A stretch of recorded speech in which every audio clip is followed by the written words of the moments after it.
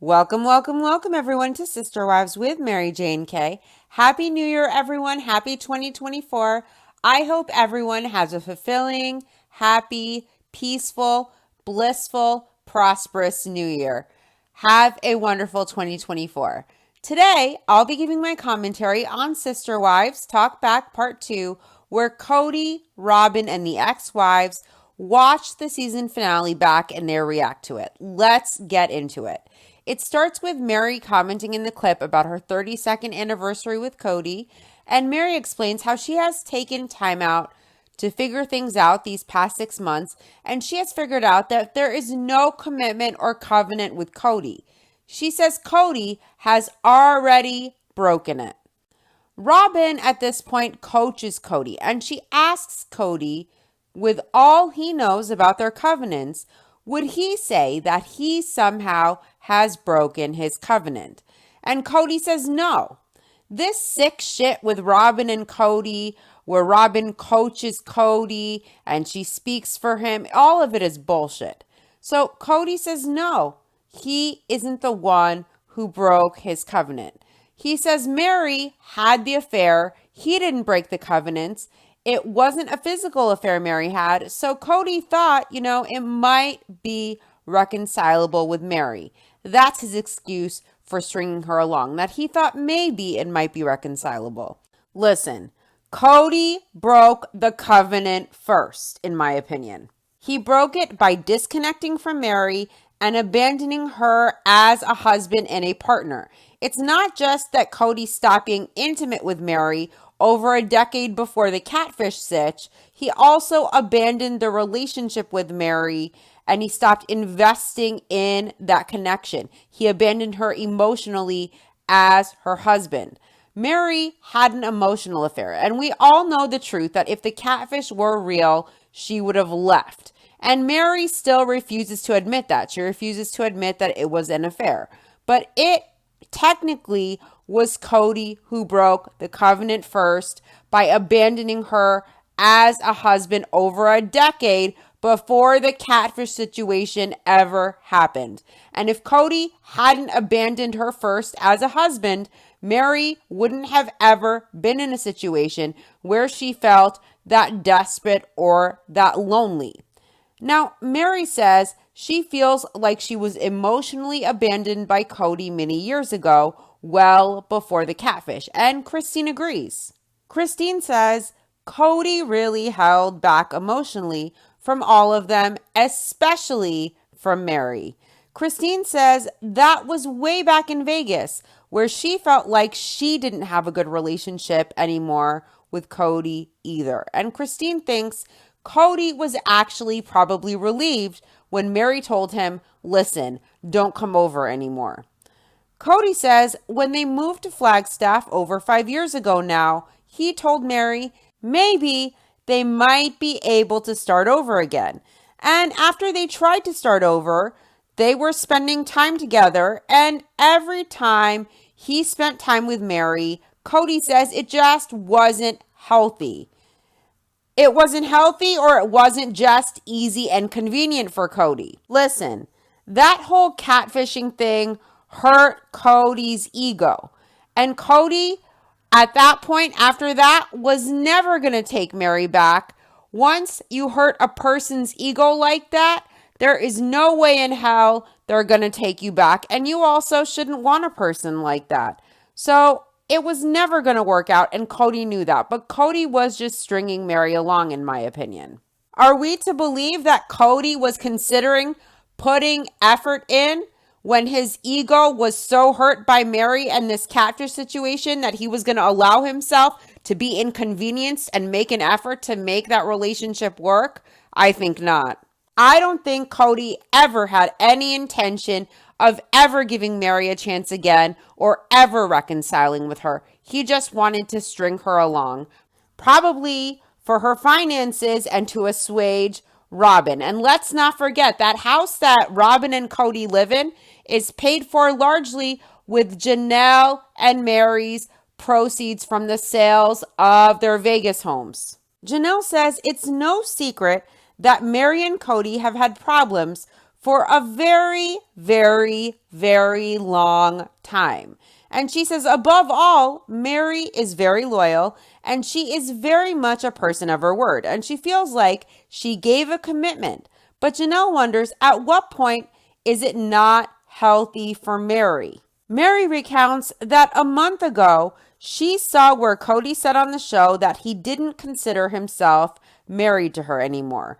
Mary was insulted by this. She was very hurt and she felt that it was vulgar for Cody to be open to her moving on.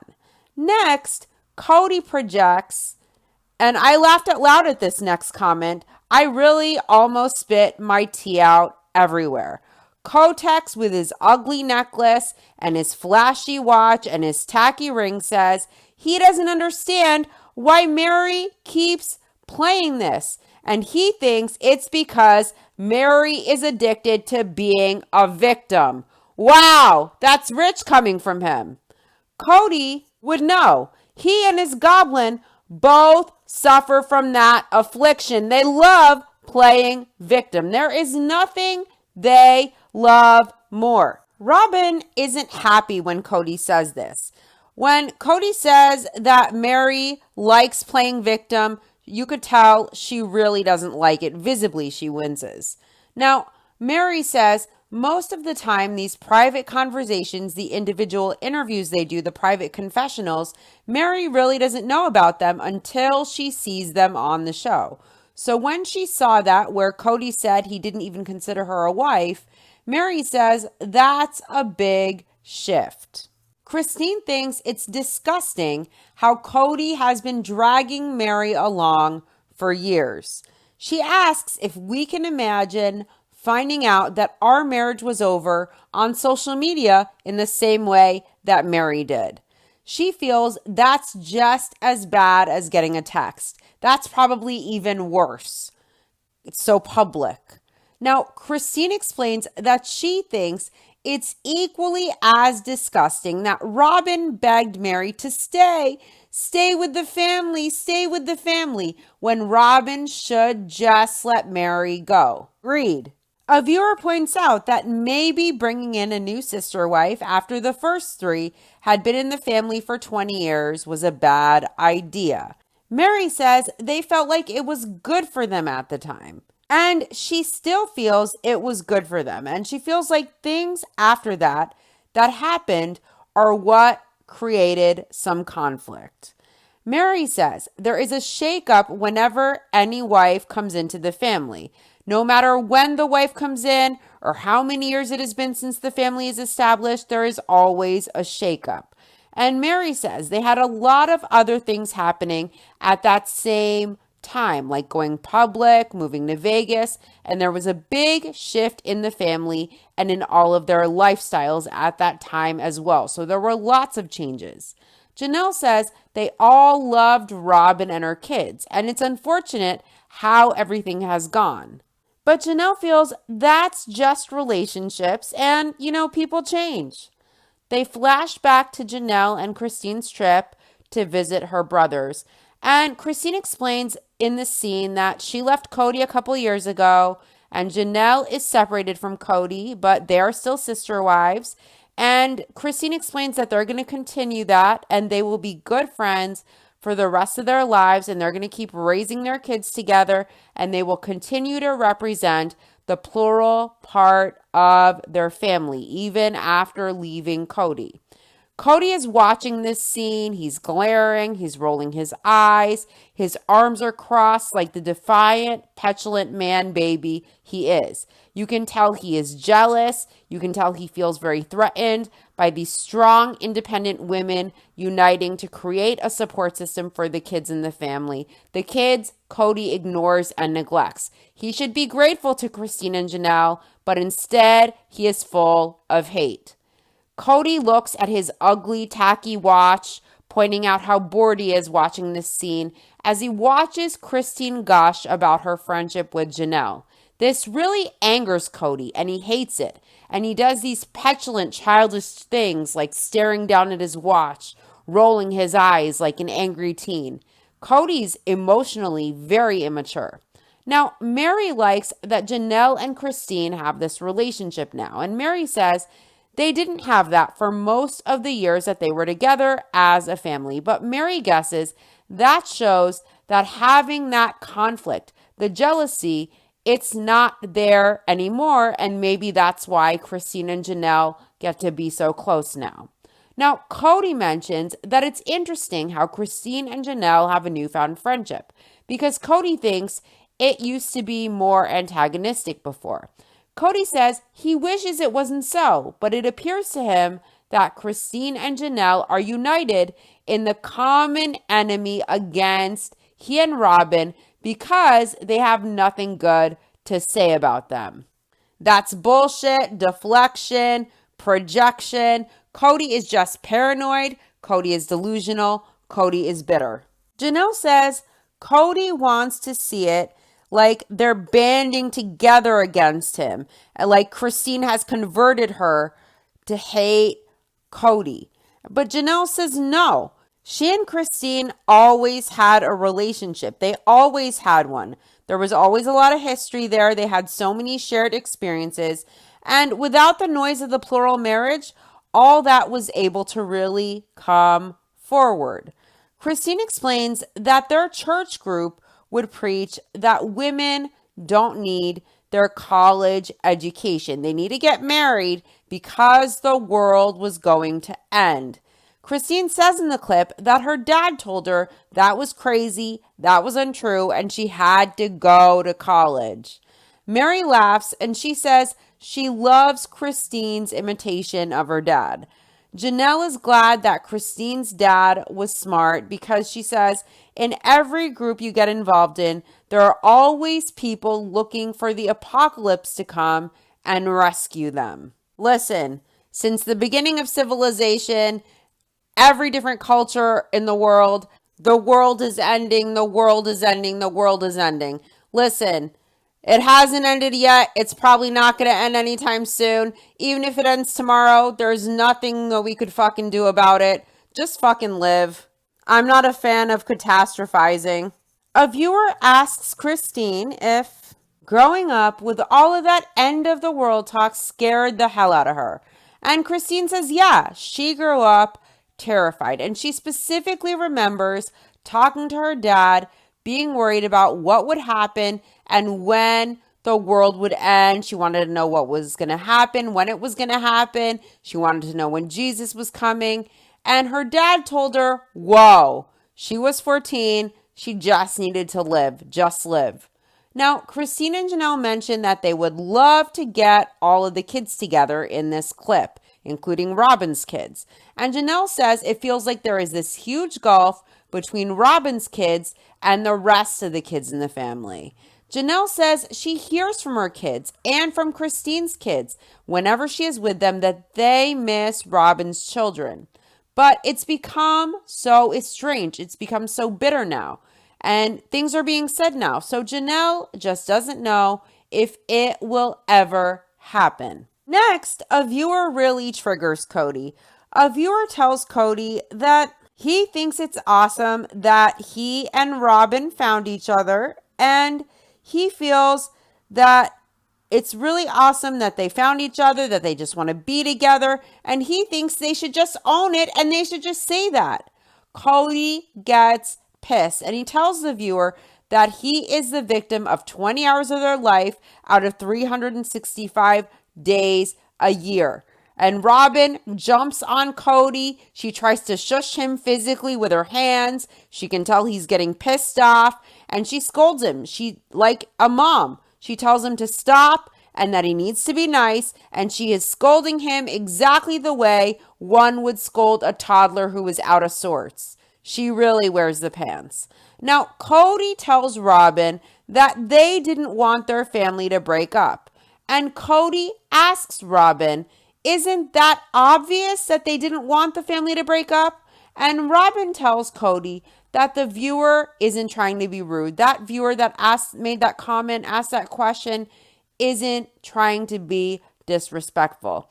And Cody tells the viewer that he is just reading too many tabloids.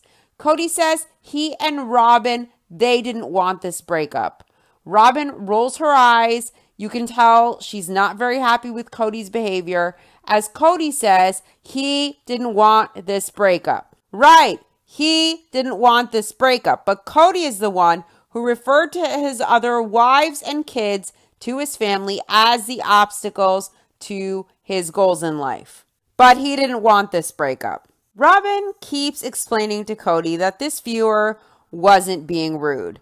Cody says he can't tell, and Robin assures Cody again, listen, the viewer really wasn't being rude. Cody behaves just like a toddler.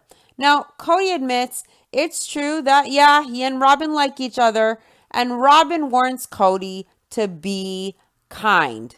Cody bitches. He wants to play victim, and he says he has gone through 3 divorces in 3 years, and he isn't a happy camper, and he isn't nice. Don't worry, Cody. No one would mistake you for being happy or nice. Everyone knows the son of a bitch that you are. No one would doubt it. Next, Cody, Mary, and Robin are sitting down to discuss the property and reaffirm the divorce. It's their breakup discussion. It's their breakup conversation. And they're going to reaffirm the way that they've divided the property. And they're going to talk about their breakup. And Robin explains that every time she's out on the property, it makes her ache to just get out here. And Cody tells Mary that maybe they should walk the property. And Robin points out that Cody is skipping a huge conversation, and Mary agrees. Because before this public filmed conversation, Cody and Mary had already battled having this conversation publicly, and Cody didn't want to do it, and Mary made him because she felt like she deserved this to be documented publicly, and she does. The public deserves to see this, and she deserves to have a voice and discuss her situation with Cody as well. Now, Mary says after Christine left, she signed over her property to Cody and Robin. And Mary explains that she doesn't know what's happening with that. And Cody explains to Mary that they are still doing 5 lots, but Christine will just be out of the equation. And Cody will get Christine's lot since Christine left. Cody explains because of the way things have gone in the past with the family, he isn't going to give the family lot to any wife. So Cody's going to get 2 lots, the family lot and then his lot. Now, Mary tells Cody that would mean he would get 4 acres, Robin would get 4 acres, and so together, Cody and Robin would get 8 acres out of that whole property. And they're each paying the same amount. All of the adults are paying the same. Now, Cody says that that's not fair. That's not what it is. He would be getting 2 2-acre lots. Robin would be getting 1 4-acre lot. So Mary confirms, well, listen, you would get 4 acres. Robin would get 4 acres. Janelle would get 4 acres. Mary would get 2 acres. And Mary doesn't think it's fair.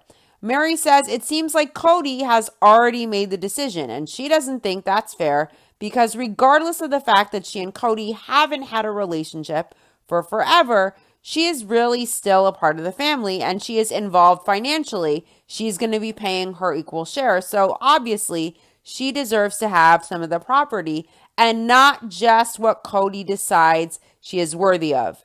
Preach, Mary. I'm glad she spoke up and pointed out the inequity of this. Christine feels that it's selfish of Cody to take that much property.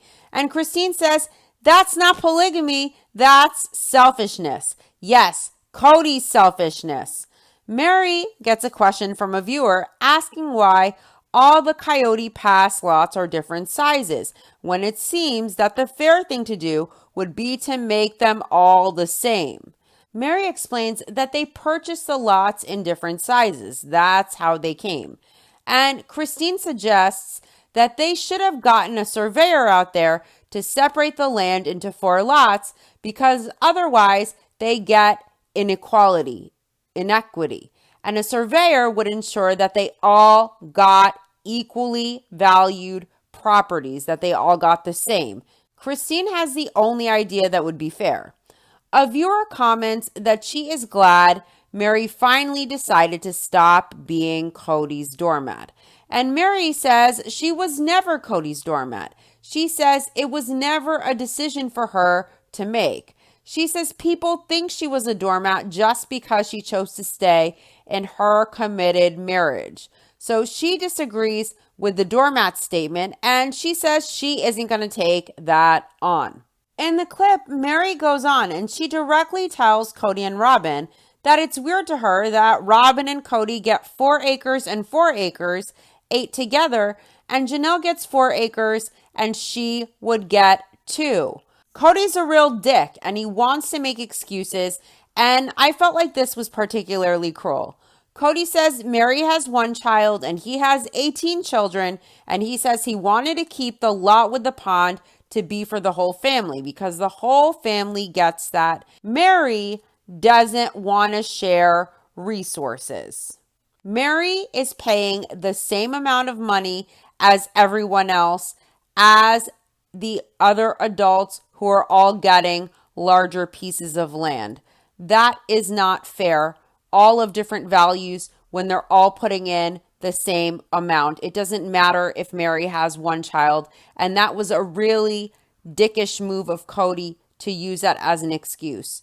Cody wants a family lot. His lot should be the family lot. He shouldn't be getting 2 lots, 1 a family lot and 1 for him.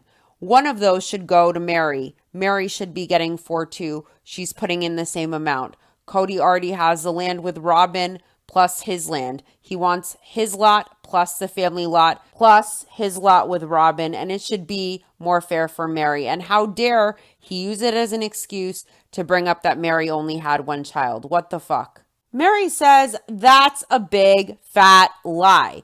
She says she is completely fine with sharing resources.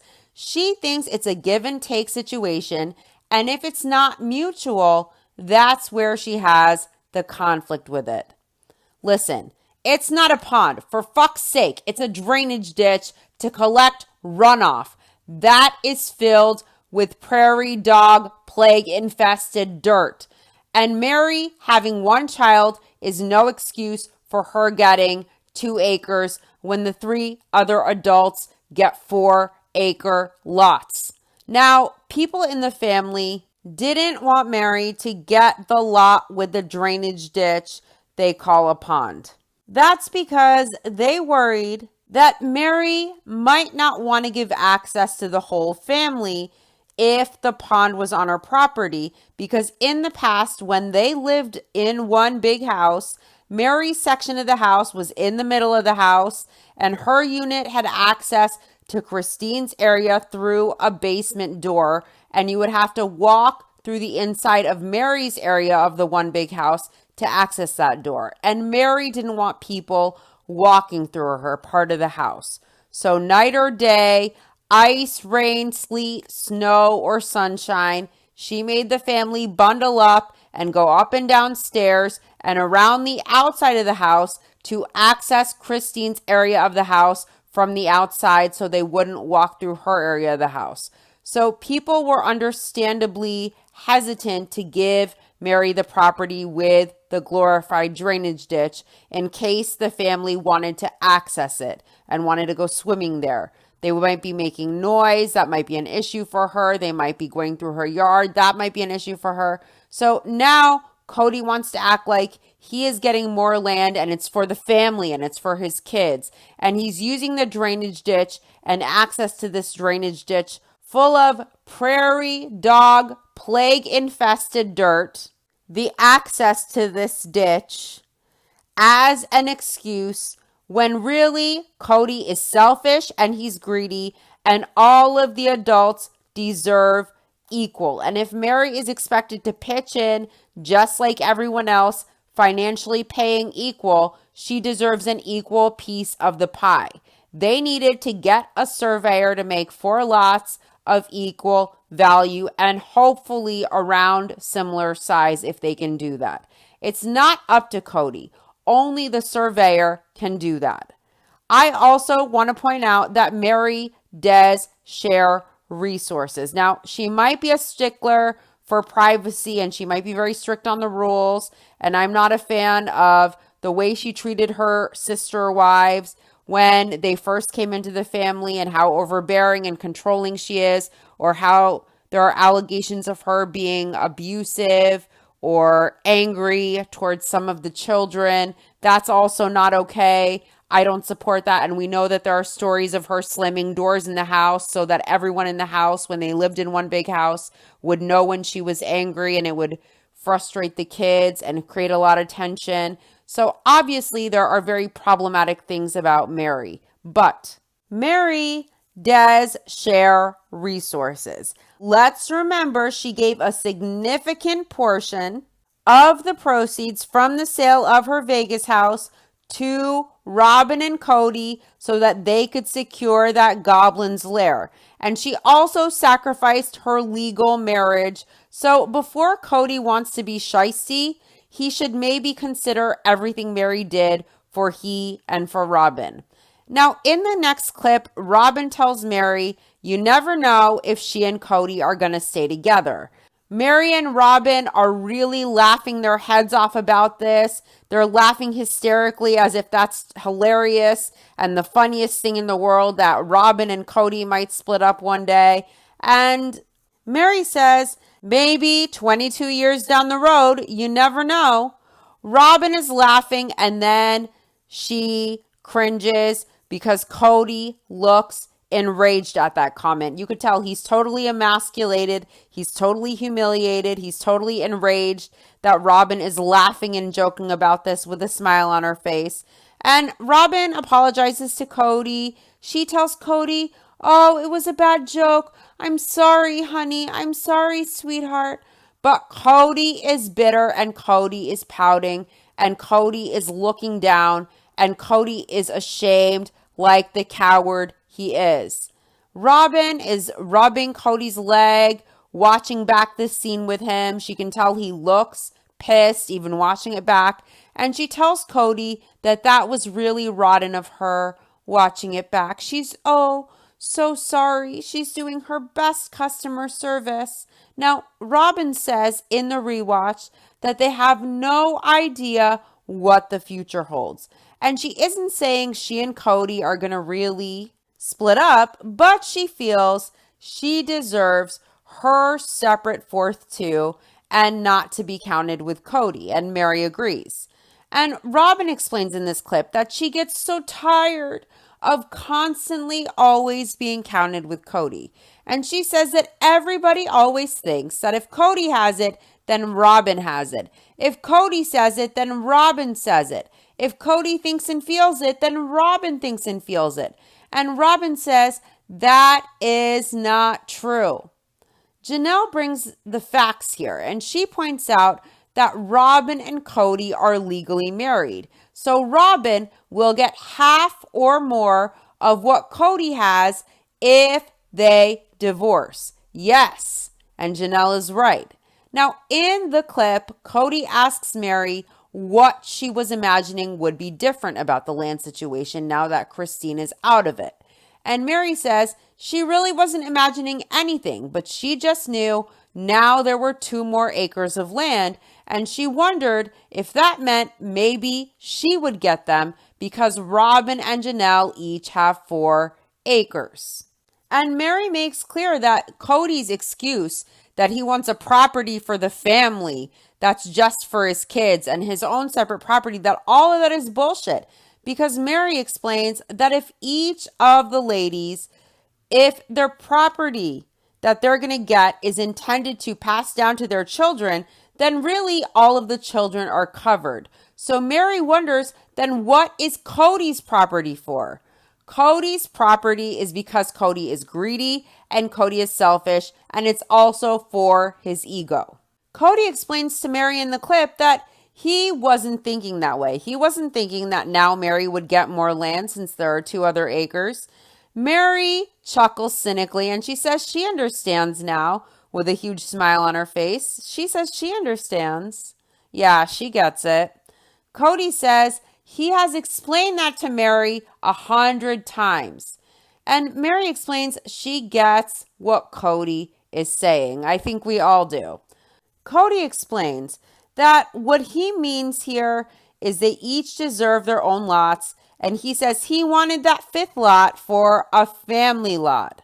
And Robin felt like because they all worked together and pitched in the same amount financially, that everybody should get their own equal portion. And of course, I can't believe I'm saying this, but Robin is right. Wow, even Robin disagrees with Cody. Cody tells Robin that's fair if that's what they want to do, but then there won't be a lot now where all of the kids have access, meaning the family lot where all the kids would have access to the ditch. Listen, I doubt any of the kids who are now all adults, mostly living out of state, are really chomping at the bit to jump in the prairie dog plague infested drainage ditch. I really doubt that that's a huge concern. Cody is very selfish, and Cody wants that land for himself and for his ego, period. This isn't about his kids. This isn't about his family. This isn't even about the runoff ditch they call a pond. If Cody is doing this for the kids, there doesn't need to be a separate lot for him and for the family. Why doesn't Cody forego his lot so Mary can get the same as everyone else? She paid the same amount of money and she deserves land of equal value. She paid the same amount of money as the other women and she deserves property of equal value regardless. Instead of having 2 2-acre lots, that can maybe go towards making sure a surveyor can do the 4 equal lots. Mary deserves the same as everybody else. End of story. Cody complains that if they do it that way, if everyone gets equal, then they won't get the recreational lot for the kids. And he says they all know from experience that nobody else will share with all of the kids. And Robin says she didn't get that at the time, but now it makes sense to her. Cody explains that originally he thought he wanted lot 1 so that all of the kids could have access to that ditch because he is the only one all of the children have a claim on. Yeah, the children he neglects and the children he treats like second-class citizens, the children he referred to along with his ex-wives as the obstacles to his goals in life, those children.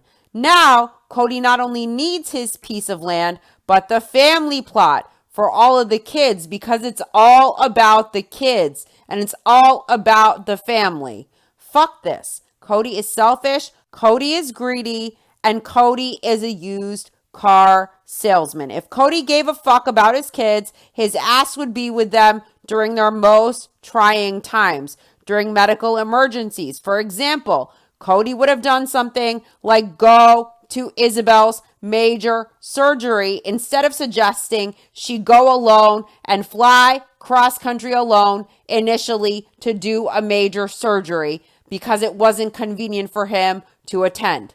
Sure, Cody is all about the kids. Cody can be a worrier for making sure they get access to this prairie dog infested drainage ditch.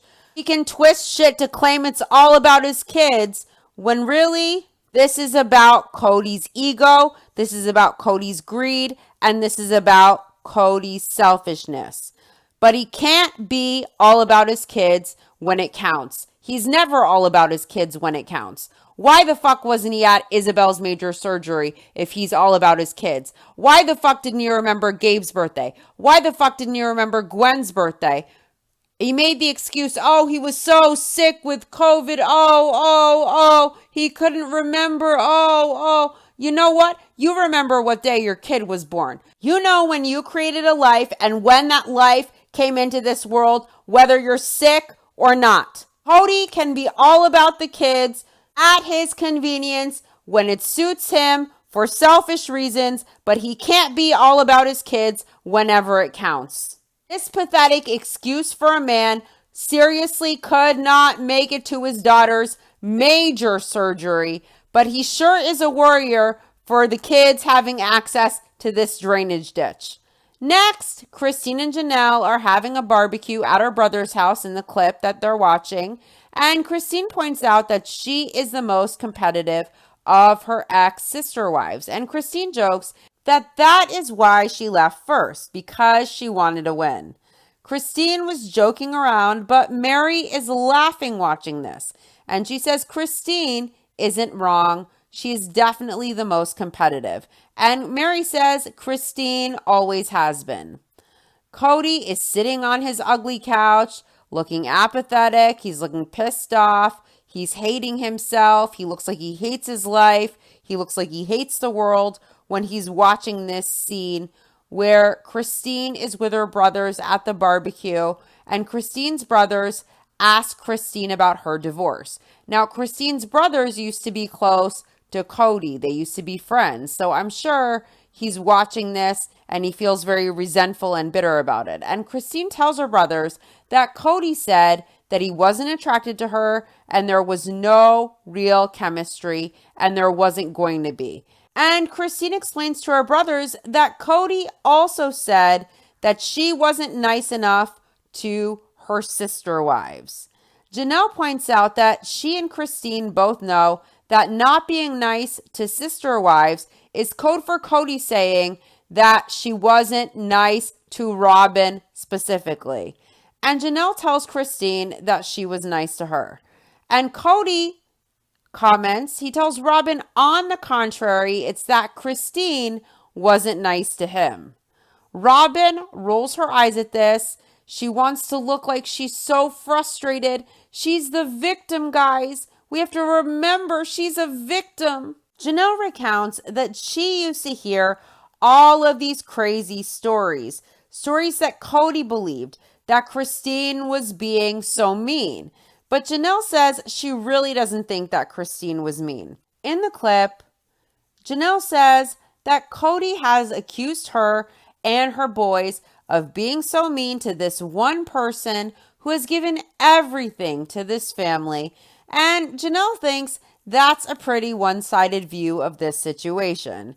Cody comments on that was one angry argument he had with Janelle once. Once he was mad at Janelle for the things that her boys were doing and the things that she was doing. So Cody's making the excuse that it was just one time. Cody says Christine had been complaining about Janelle and about Mary for years. Robin looks like she really wishes she could jump out of her skin as Cody goes on. He says they're trying to make this that their breakup is everything about Robin and it doesn't have anything to do with Robin, and that's actually a lie. Now, Christine explains to her brothers in this scene that from the day that she asked Cody not to stay there anymore, she took her life back, she got it back, and she became stronger that day. Christine explains in the clip that conversation wasn't just about her brothers. That's about Janelle too. And Christine feels Janelle needs to know that it's okay on the other side. Janelle is frustrated by this. Now, Janelle says that this narrative that Christine talks about all the time really frustrates her. Janelle says she's fine. She is separated from Cody. She and Cody are no longer going to be together. It's final. And Christine acts like Janelle is just sitting here needing encouragement to leave and that she needs to be shown that it's okay to leave. And Janelle says it's bullshit. She says she has left Cody. She has 3 kids who still live in Flagstaff. So she asks, why would she not stay in Flagstaff? Janelle says she likes Flagstaff. She has 3 kids here and she can't move away right now because the assets are all scrambled. They're all intertwined and she can't take her part of their estate and go somewhere. And the fact that she isn't dating or the fact that she isn't moving out of state right now, it doesn't mean that she is sitting here needing to be told that she has the power to leave. Janelle already left basically. She just didn't move and she has to resolve the land so that she has the finances to be able to leave or to move. But she likes Flagstaff and her kids live there. So Janelle is kind of annoyed. And Janelle says she left. She just hasn't moved yet. And she explains she can't move because of her assets. Janelle left, and maybe she feels like it's a little bit patronizing or condescending, or like Christine doesn't really validate and trust that Janelle has left. Janelle really doesn't need to be empowered. I believe she left Cody. She just hasn't moved. Let's remember that Janelle really isn't in the same situation as Christine when Christine left. When Christine left, luckily, she had the house in her name and she could sell that house and take the proceeds and move. And she was able to give the land to Cody and Robin. All of Janelle's money, all of her finances, her credit, all of it is tied up in this land. It's intertwined with these people. It has to be paid off. It has to be settled. Her finances have to be disentangled so that Janelle can move forward and sell to be able to recoup financially, to be able to move, or to be able to leave an asset for her kids. And she can't really move away or buy a home or do anything. Her hands are tied. She has nothing in her name that is not intertwined and entangled with the family or with Cody and their finances. So she has her hands tied as far as moving. She left Cody. She's done with him, but she may not want to date yet, and she may not be as eager to look for love. Janelle may not feel ready to date the way Christine is, and that doesn't mean she isn't over Cody. She just may not even want to deal with it. It might feel like a chore to her. It might not be something she wants to take on right now.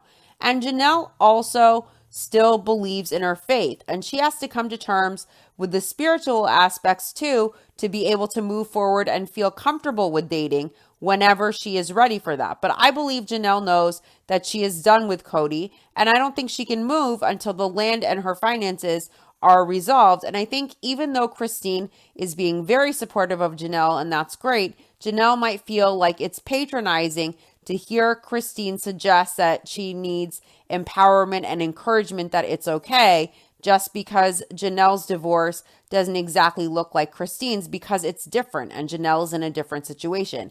But Janelle did leave and she is done with Cody, and she would probably love to be in a situation where she could move, and she can't because of the land and her financial situation. She really has her hands tied. And I think she knows it's going to take time to really disentangle herself financially from the land and from these people, and to resolve it so that she can leave with some of what she deserves financially. And I think Christine underestimating that Janelle considers herself separated, that Janelle did leave, even though she's staying in Flagstaff. I think Christine pressuring Janelle or suggesting that Janelle needs encouragement or empowerment, that might annoy Janelle, or it might make Janelle feel like Christine doesn't validate that she has actually left Cody. Because Janelle has left, and I think Janelle feels like Christine isn't validating that, and like Christine doubts her just because she may not want to date yet, and also because she's in a situation where really she might love to move, but she just doesn't have an asset to liquidate yet, and her finances are tied up. Christine was in a much less complicated situation when she chose to leave, just because her house was in her name and she had that asset that she could liquidate to move forward. Whereas, unfortunately, Janelle is in a different situation. Janelle's separation isn't less valid than Christine's just because she didn't move away, or just because she is in a different financial situation where she has to wait to pay off the land or disentangle herself. Christine luckily didn't have the same obstacles to contend with that Janelle does. In the clip, Janelle explains to Christine's brothers that they were raised in a culture where marriage is forever, so it's been harder to reconcile, but they are 50, so they still have a long time to go. And Janelle says she still has her faith and she is still spiritually married to Cody. So she doesn't know how to get a divorce in that way, in the spiritual way. Now, Mary is watching this scene and she laughs and she says she can tell Janelle how. I'm glad to see Mary really laughing and smiling a lot. She looks so much happier and so much better and so much lighter living in Parowan than she ever did anywhere in Flagstaff or Vegas. So I think she's a lot happier. In the next clip, Mary is dropping her bomb. And Mary tells Cody and Robin that she is moving to Parowan. And she says her intention has always been to build on Coyote Pass. Robin asks if this move is temporary. Mary doesn't know. Jen, Mary's bestie, is with her watching the clips back. And she is watching the clip with Mary. And Robin is in tears. And Jen asks, so why is Robin so upset? Mary tells Jen that she thinks Robin really wanted sister wives and a good relationship with her sister wives. Mary says Robin wanted a plural family. And Mary tells Jen, with Christine leaving, Robin didn't have a relationship with Janelle, but she had an okay relationship with Mary, and now Mary was leaving too. Now, Jen says she has Mary's back 100%, but she points out to Mary that Mary has been trying to build that relationship with Robin, and every time Mary tries, she is constantly disappointed. Robin lets her down. And Jen says every time she talked to Mary, Mary would say, well, me and Robin, we were going to go do this thing. And then that thing would fall through every time. Mary says she knows, but Jen doesn't understand why Robin is upset then.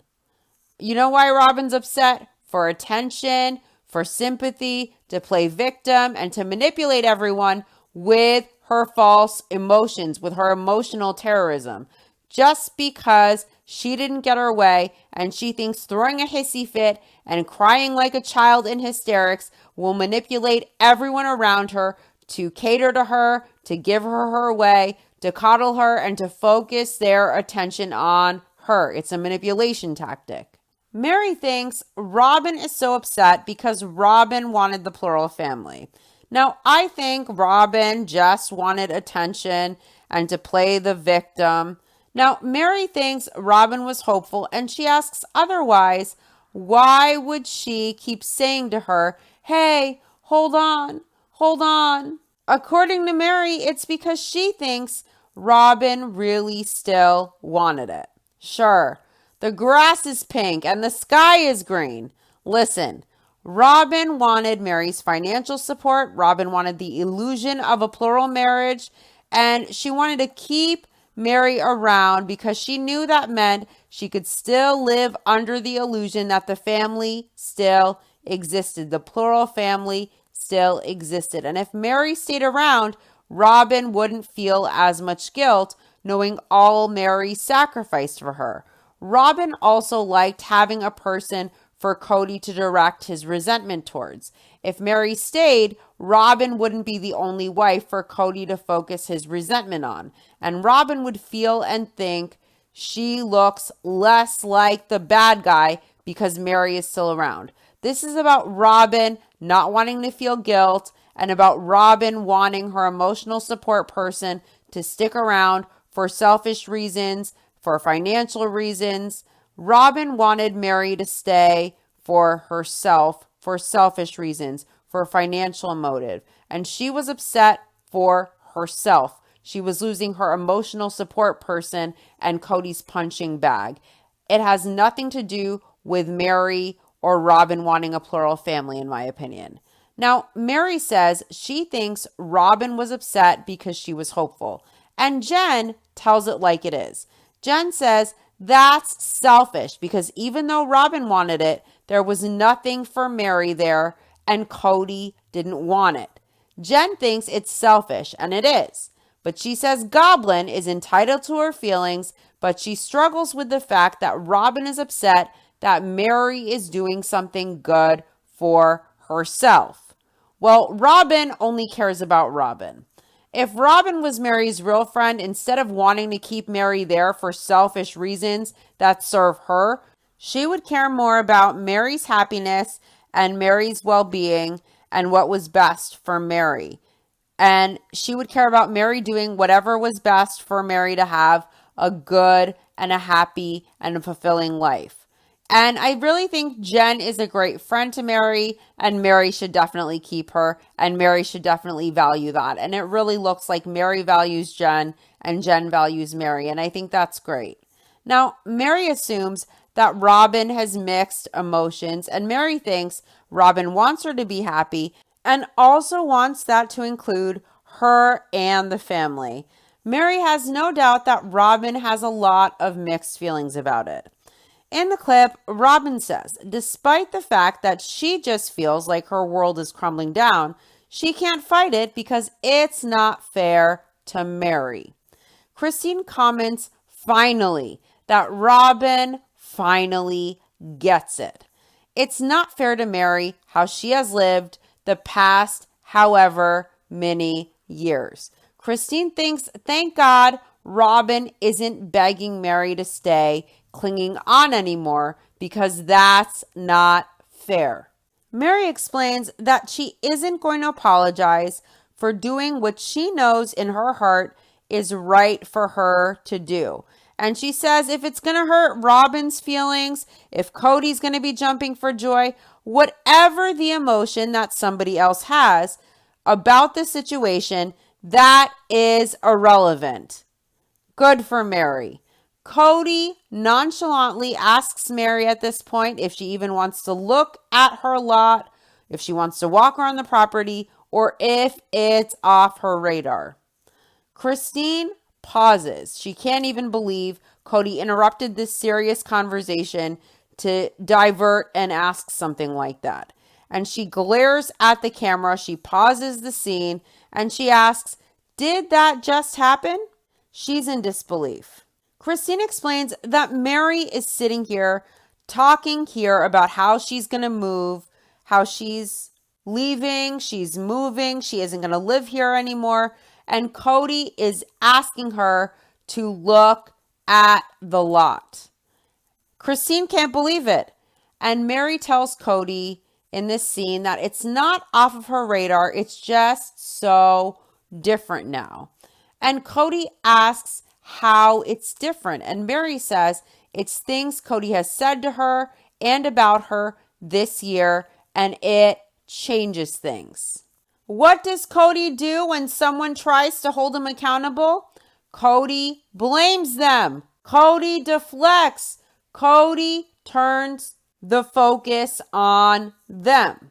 Cody tells Mary she is the one making it about what he said, and Cody wants to know why they just can't get on the page where they just make it about where they are instead of what he said. Jen thinks Cody is ridiculous, and I agree. She pauses and she tells Mary, so what Cody said, it doesn't matter? And Mary laughs. She is laughing her head off. She knows Cody will never take any accountability. Christine points out that what Cody said was where they are. And Christine says Cody said he didn't consider himself married to Mary anymore.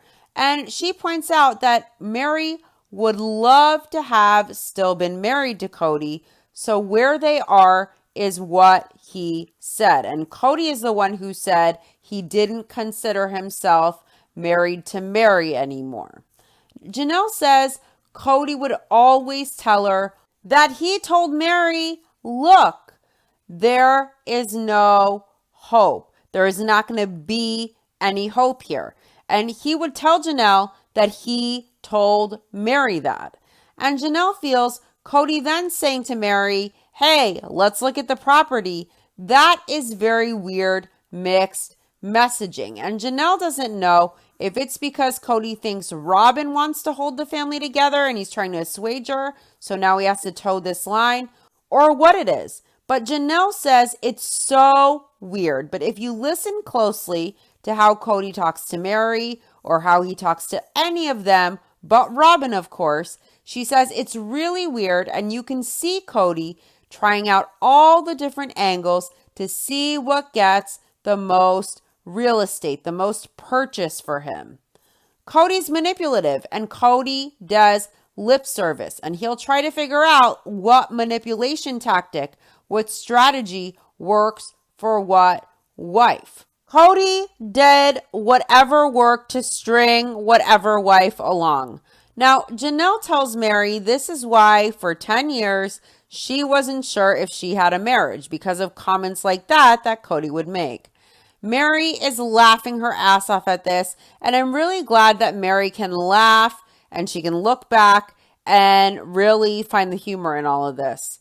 In the clip, Meri says she feels like she and Kody are in a good place, and he was over the other day and they had a good conversation, but she feels like Kody isn't in a good place in general. And Kody comments that Meri has struggled ever since she got catfished because she was a victim of the catfishing.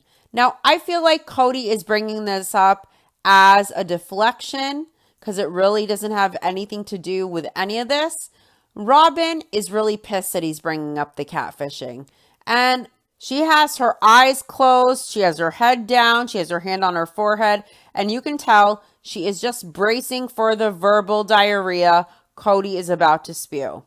Kody says Meri isn't being accountable in her own way for the problems or the discussions in that marriage that they have had. Now, Meri did have an emotional affair and she sexted the catfish and she carried on and she had never met this person. She had never verified who they were and she completely was emotionally tied up with this catfish. And if the catfish had been the man of her dreams in real life, Meri obviously would have left the family. And I don't think she would ever admit that. She still doesn't admit that. And I think Meri should admit, had the catfish been real, that it would have totally been peace out, sayonara, bitches. But for Meri, she refuses to even admit that it was an affair at all. Now, I don't blame Meri for the catfish. I do think that she was very stupid to make friends on social media and trust internet strangers, being a public figure without vetting anyone and just emotionally losing herself with a stranger without even verifying who it was just because she's desperate. And I understand that the catfish said the right words and they gave her attention. They made her feel seen. And she really didn't even check that this person she was talking to was the person that they say they are before going way too far with this. And she, as a known public figure, could have easily put her safety and the safety of her whole family in jeopardy. I don't feel like Meri even tried to do any due diligence or any background checks or any validation that at least this person is who they say they are. And even with the background checks and all the verifications in the world, even after you live with a person and you marry them, there is never a guarantee that the person you sleep next to at night is the person they purport to be and who they present themselves as. And it can take years sometimes before a person drops their masks. So you never know. But it's better to be safe than sorry. And I feel like Meri definitely went about this in a very stupid way. And she could have been much smarter about the way she looked for love. She definitely could have gone about it safer in a smarter way. And she genuinely could have risked her safety and the safety of her family and all of the kids in her family. They're all public figures. And at that time when this was going on, the whole world knew where these people lived. And had the catfish been a worse psycho, there could have been a huge safety risk and a huge danger for Meri and her family. But also at the same time, Meri would never be in a situation where she was so desperate and so lonely looking for love and attention if Kody hadn't abandoned her intimately and emotionally as a husband way before the catfish all those years ago. If Kody hadn't abandoned Meri as a husband years ago, there would be no catfish at all. Maybe Kody should consider that. And maybe Kody should consider that he was never accountable for abandoning her as a husband way before the catfish, if he wants to talk about accountability. Now, Meri says she doesn't know if Kody's problem is her or something else going on. And Kody says the problem is blame. No, the problem is Kody doesn't take any fucking accountability. Meri tells Kody she isn't blaming him, and Kody tells her then don't. And Meri says she never blamed him, and she wonders what she said that made him feel blamed. Mary didn't say anything in that conversation to blame Cody, even though rightfully she could have. In my opinion, Cody just wants to play the victim, and he also probably wants Mary to doubt herself, as if she somehow put a foot wrong when he is the one who tripped all over himself, and he knows that. This, in my opinion, is just a deflection tactic. Oh, poor me, woe is me, everyone's against me. Now, Janelle points out that it is so wild to her the way that Cody changes the script, the way that he flips the script with Mary.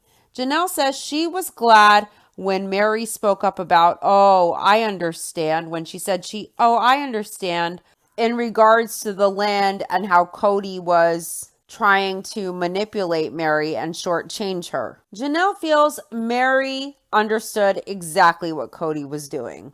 Cody was accusing her of blaming him when she didn't say that. Christine asks, is this a cat and mouse game? Is this he wants her to say, our marriage is over? Christine says Mary isn't going to say that. She is never going to say that. And Christine explains that Cody said the marriage was over. So he is the one. He needs to say the marriage is over. He needs to be the one. Christine is right. Now, Christine explains that in her marriage, she said the marriage was over. She was the one to do that, and she was fine doing that. But Mary isn't okay with that. She's not fine with doing that. She isn't that person. In the clip, Mary reminds Cody of the good conversation they had when they talked for an hour.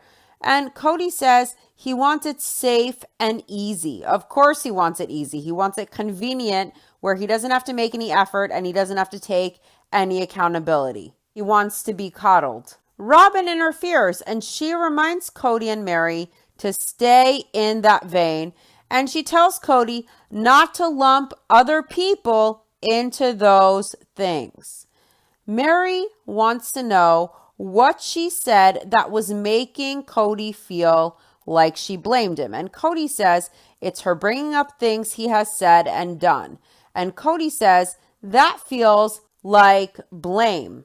Yeah, because Cody is a victim and people blame him, bringing up the things he has said and done, holding a grown man accountable for his words and actions. That's blaming him. They're blaming him, guys. Isn't Cody the one who said, own it, own it? He wants his kids to be able to own their choices. But Mary wants to hold Cody accountable now for the things in the past he has said and done regarding her. And now he wants to play victim, deflecting, accusing Mary of blaming him, being too much of a coward to avoid owning his past behavior the way a real man would. Because Cody being a man and Cody being accountable would all just be too inconvenient for him. It's a full-time job keeping that fragile ego intact. That's all Cody can afford to do.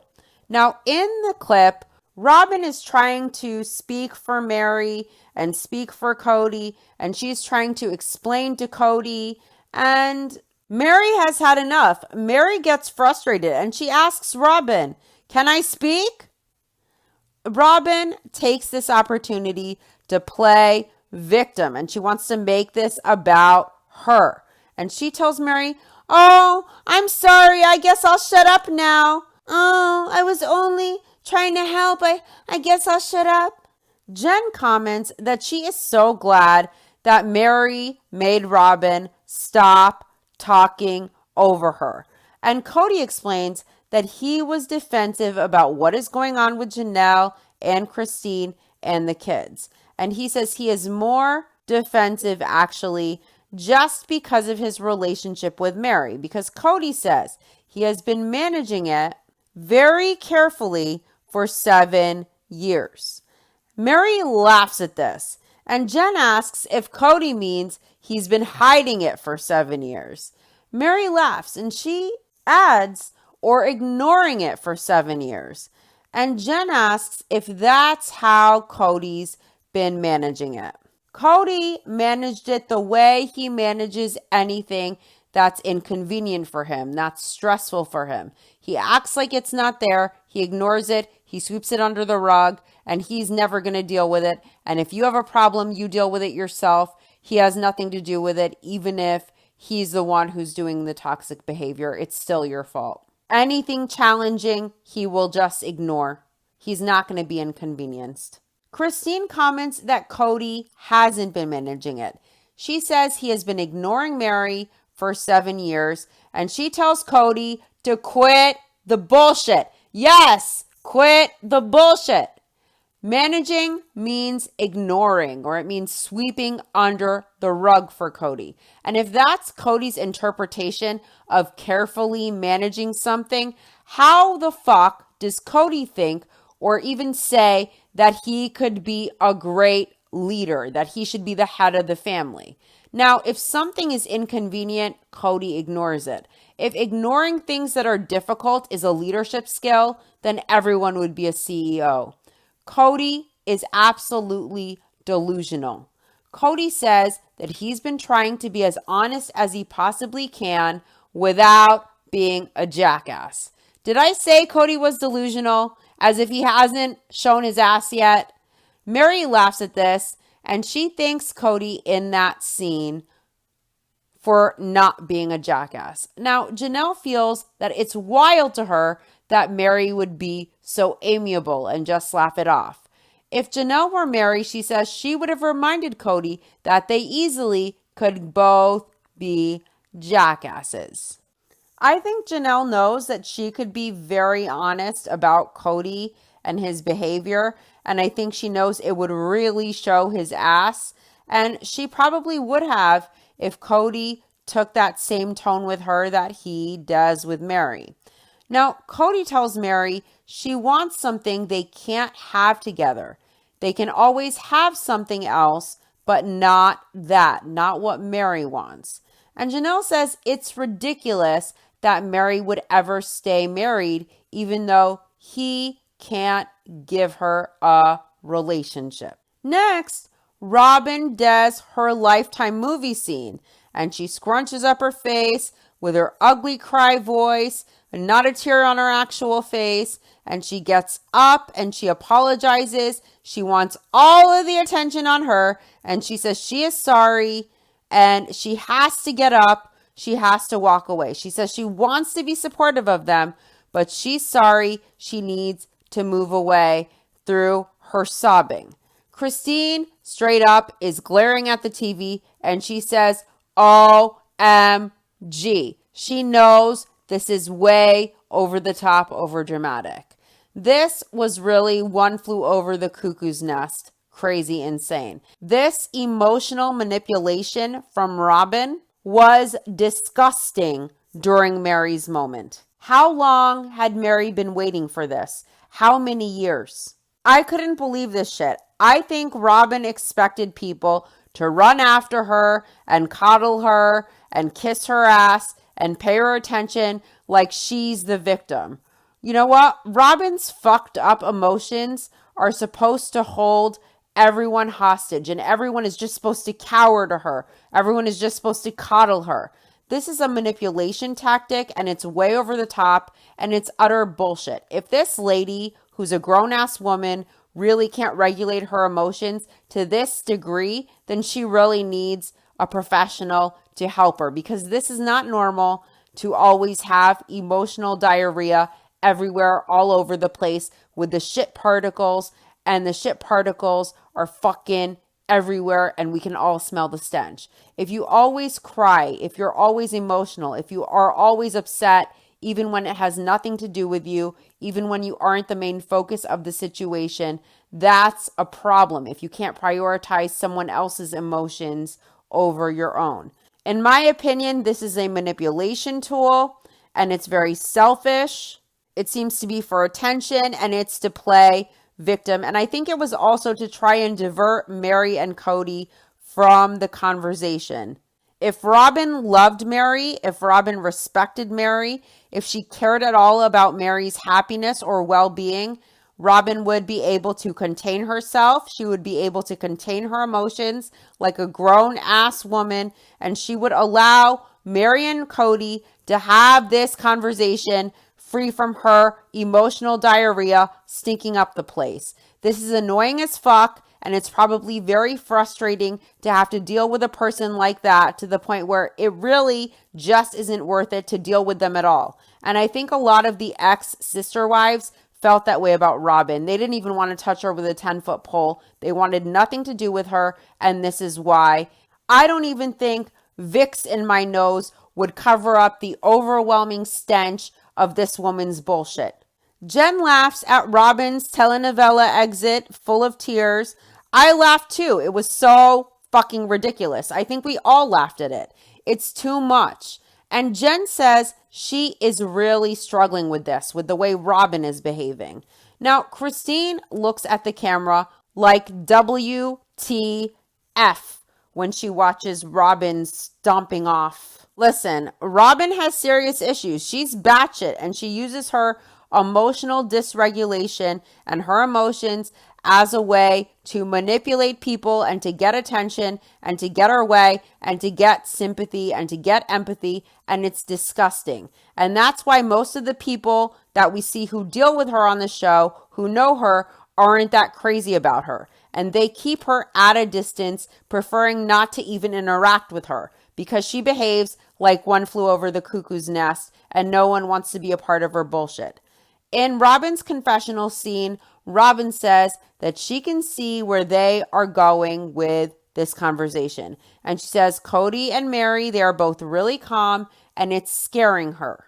She doesn't know how she's supposed to sit here and watch them decide if this is what they want, if this is what they're going to do. Now, Christine asks an obvious question. Why doesn't Robin just get in the car and leave then? Exactly. If she leaves, though, she won't get to look like a victim, and there will be no possibility of the chance that Cody or Mary or cameras might run after her and follow her so she can get attention, which is what she wanted, in my opinion. And she also wanted to divert Cody and Mary's conversation. She wanted to become the center of attention, and she wanted to play victim. Even during Cody and Mary's breakup conversation, she couldn't even give Mary the dignity of having that conversation in peace without the stench of her diarrhea everywhere. I think Robin was hoping for a lot more attention from Mary and from Cody and from cameras. A viewer mentions Cody's ramen hair, and Christine says Cody struggles. And she got sick and tired with how obsessed Cody was with his hair. Christine always felt like Cody's hair was like a fifth wife. You know what? What hair? It's barely there. The fifth wife is escaping him too. Cody is so toxic, even his own hair doesn't want to stay. It's on the run. Now, a viewer asks Mary, Janelle, and Christine if they think Cody will have any more wives in the future. Janelle really doesn't think so. She thinks Cody has found some sort of soulmate relationship with Robin, a late-in-life marriage or a mature love. And Janelle says, after you've been through the ringer, Cody now has this mature love. She doesn't think Cody's going to try again. She says, nah, Cody will be a monogamist from now on. In the clip that they're going to comment on, Cody tells Mary he feels like it's ridiculous to stay in a duty-bound marriage. And Mary doesn't think that's fair to either of them. Mary tells Jen that they had already decided at the conversation they had prior to this one on camera what they were going to do. And Mary also knew that it was an important conversation to have documented publicly. And Cody fought that. So Mary was insistent on this, and she was very open to guiding the conversation to start because she felt like it deserved accountability. Of course it did. Cody is a coward to the nth degree. Now, Cody fought publicly announcing the split or making it known. And he didn't even want to do it on camera because he didn't want any of the criticism for it. And Mary had to push and insist on it, and she deserves that, and she deserves a voice. And I'm glad Mary insisted. Mary was getting a lot of flack for staying in this marriage, and Kody didn't want to announce it publicly that it was over because he knew he would be criticized. And this is the caliber of coward Kody is. Kody would actually be okay with leaving his wife privately and the public still thinking that Mary was hanging on, to have Mary take all of this criticism on her shoulders for staying when they both knew the marriage was over, so that Kody would avoid criticism rather than ending it publicly and making it known, and Kody taking some of that criticism that Mary was receiving. Instead, Kody has no regard or care or empathy for any of Mary's emotions or for the emotions of his ex-wives. And even if Kody taking some heat meant Mary, the mother of his child, might get a little less flack publicly just by making the separation public, Kody still would prefer that it be kept quiet so he could avoid getting criticism. That's not a real man. That's a coward. And that is a human being with very low consciousness and no moral code. Kody's weak. Kody is incredibly insecure, and his ego can't take a little rightful criticism. He can't take a shred of accountability himself. He can't take any criticism, but he is more than happy that the hate gets spewed on Mary or anyone else, as long as he isn't the target. How selfish is this guy? How fragile? It's pathetic. Kody is pathetic. In the clip, Kody explains that in so many ways, this moment is just about what they each want, and they don't want the same things. Kody tells Mary the hardest thing is accepting that it isn't going to go back to a place that works for what she is looking for. I don't like how Kody's trying to push this on Mary. Mary says she doesn't like that Kody is putting all of this on her, and he also isn't owning that he just doesn't have the interest. And he told her privately that he didn't have the interest, but he isn't saying it here. He's trying to put this on Mary.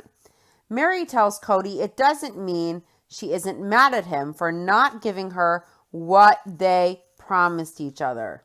Christine comments that honestly, Kody ended it years ago when he had no interest in keeping up a marriage or in having a marriage with Mary. I agree. I think Kody ended it the second he was absent as a husband intimately and emotionally, the second he disconnected from Mary, and that was over a decade ago. Kody was absent. He was a ghost of a husband. Kody broke the covenant way before the catfish situation, years and years and years before that. Christine explains that she feels that Kody was just dragging Mary for years and years.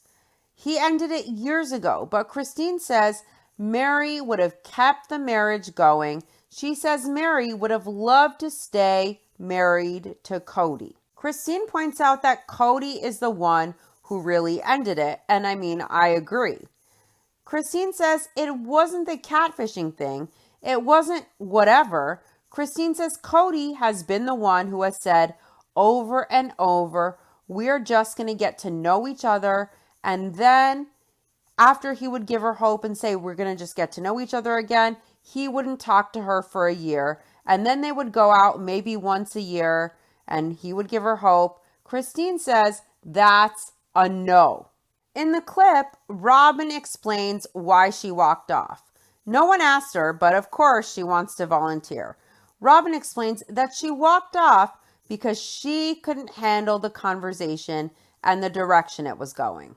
Listen, no one gives a fuck how Robyn is feeling or why she walked away or why she is fake crying or why her eyebrows look like meat cleavers. Robyn just isn't interesting and she isn't important.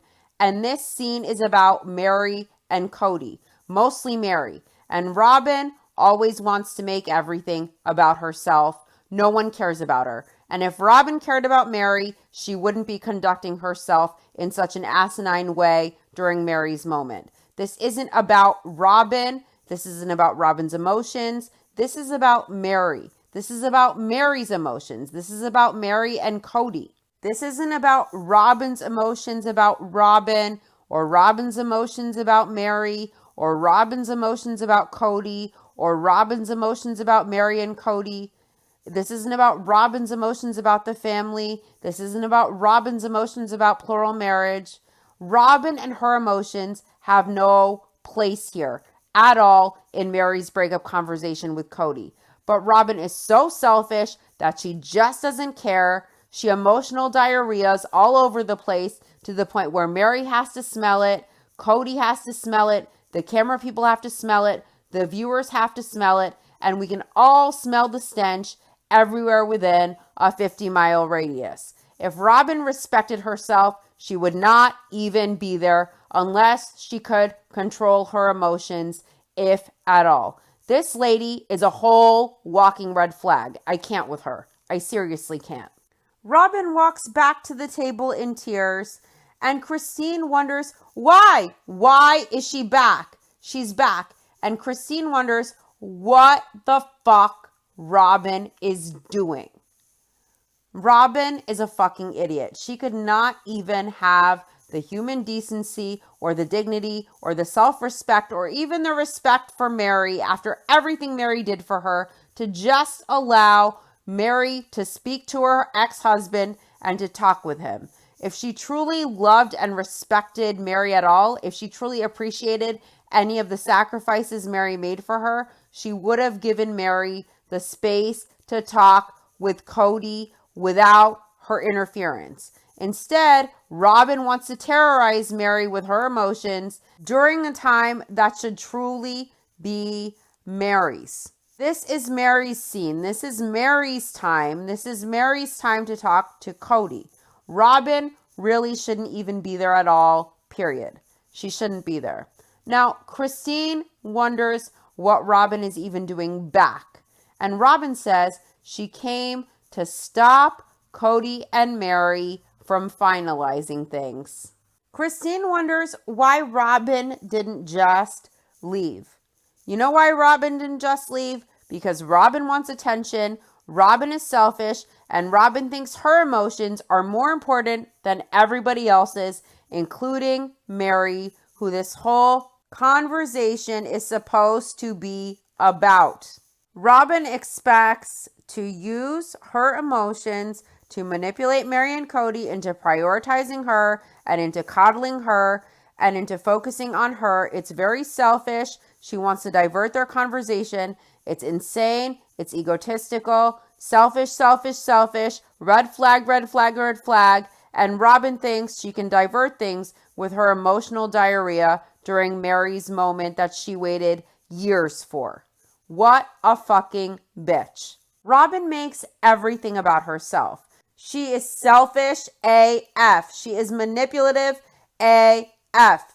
Christine can't believe Robin is back. And she asks again, why doesn't she just leave? What is she doing back? Christine asks, if this isn't about her, why is she here? Good question. She shouldn't be. Christine doesn't know why Robin is there. Through fake tears, Robin explains that if she is there, then she can say, let's not make any decisions today. Listen, it's not up to Robin. This isn't about Robin. Robin isn't the leader. She isn't in control. She isn't the manager. She isn't the counselor or the therapist or the mediator or the parent. Robin put on the waterworks and she did the stomping off with her disgusting shit leaking out of her diaper because she wanted to deflect and she hoped to divert Mary's attention away from her purpose of having this conversation with Cody. And Robin wanted to make this about her. How many years has Mary waited to have this conversation? Give Mary that for fuck's sake after everything Mary gave to Robin. Everything. The legal marriage, She brought her into the family, and this is the thanks Mary gets. She helped pay for the McMansion she lives in. Robin is a bitch. Seriously, she's a bitch. This isn't something that she can control. This isn't something that Robin can stick her nose in, yet she feels entitled. This isn't something she can manipulate with her emotional diarrhea stinking to the high heavens. And we have all had enough of Robin. She's annoying, she stinks, and something is rotten in Denmark. And there is more than one wire loose with this woman. Why is she on our TV screens? The delusion that she thinks she can decide for people, that she can control situations that have nothing to do with her, that she can delay decisions that are years in the making when Mary has been waiting for this for years. Mary deserves this, and Kody knows he is done, and the audacity of this nut to think just because she selfishly wants Mary to stay, that she can delay this with her emotional manipulation. That is sick. She is sick. And if Robin loved Mary in any way at all, she would never have behaved so egregiously. Robin stole this from Mary. She took this from Mary. She couldn't even give Mary this moment talking to her ex-husband, ending their relationship. Not even the breakup of her marriage could Mary do with Kody without Robin's interference. She couldn't even do that in peace, to publicly do this tough conversation so that it's documented publicly. Robin couldn't let Mary have this. She had to control. She had to interfere. She had to make this about her emotions and prioritize herself. She's very selfish. It's sick. Robin is mental. She's seriously mental. How long has Mary waited for this? How long? And Robin can't love Mary enough to just stay the fuck out of it for once. Jen's annoyed, and Jen pauses, and she tells Mary, yeah, don't make a decision today, because for the last 7 years, things have been peachy keen. Jen says it's selfish, and I couldn't agree more. If Mary won't call Robin out, I am so glad Jen will. Janelle comments that it's not fair to not let this come to an end. And she says it's not fair. She wonders, why would you want to interfere?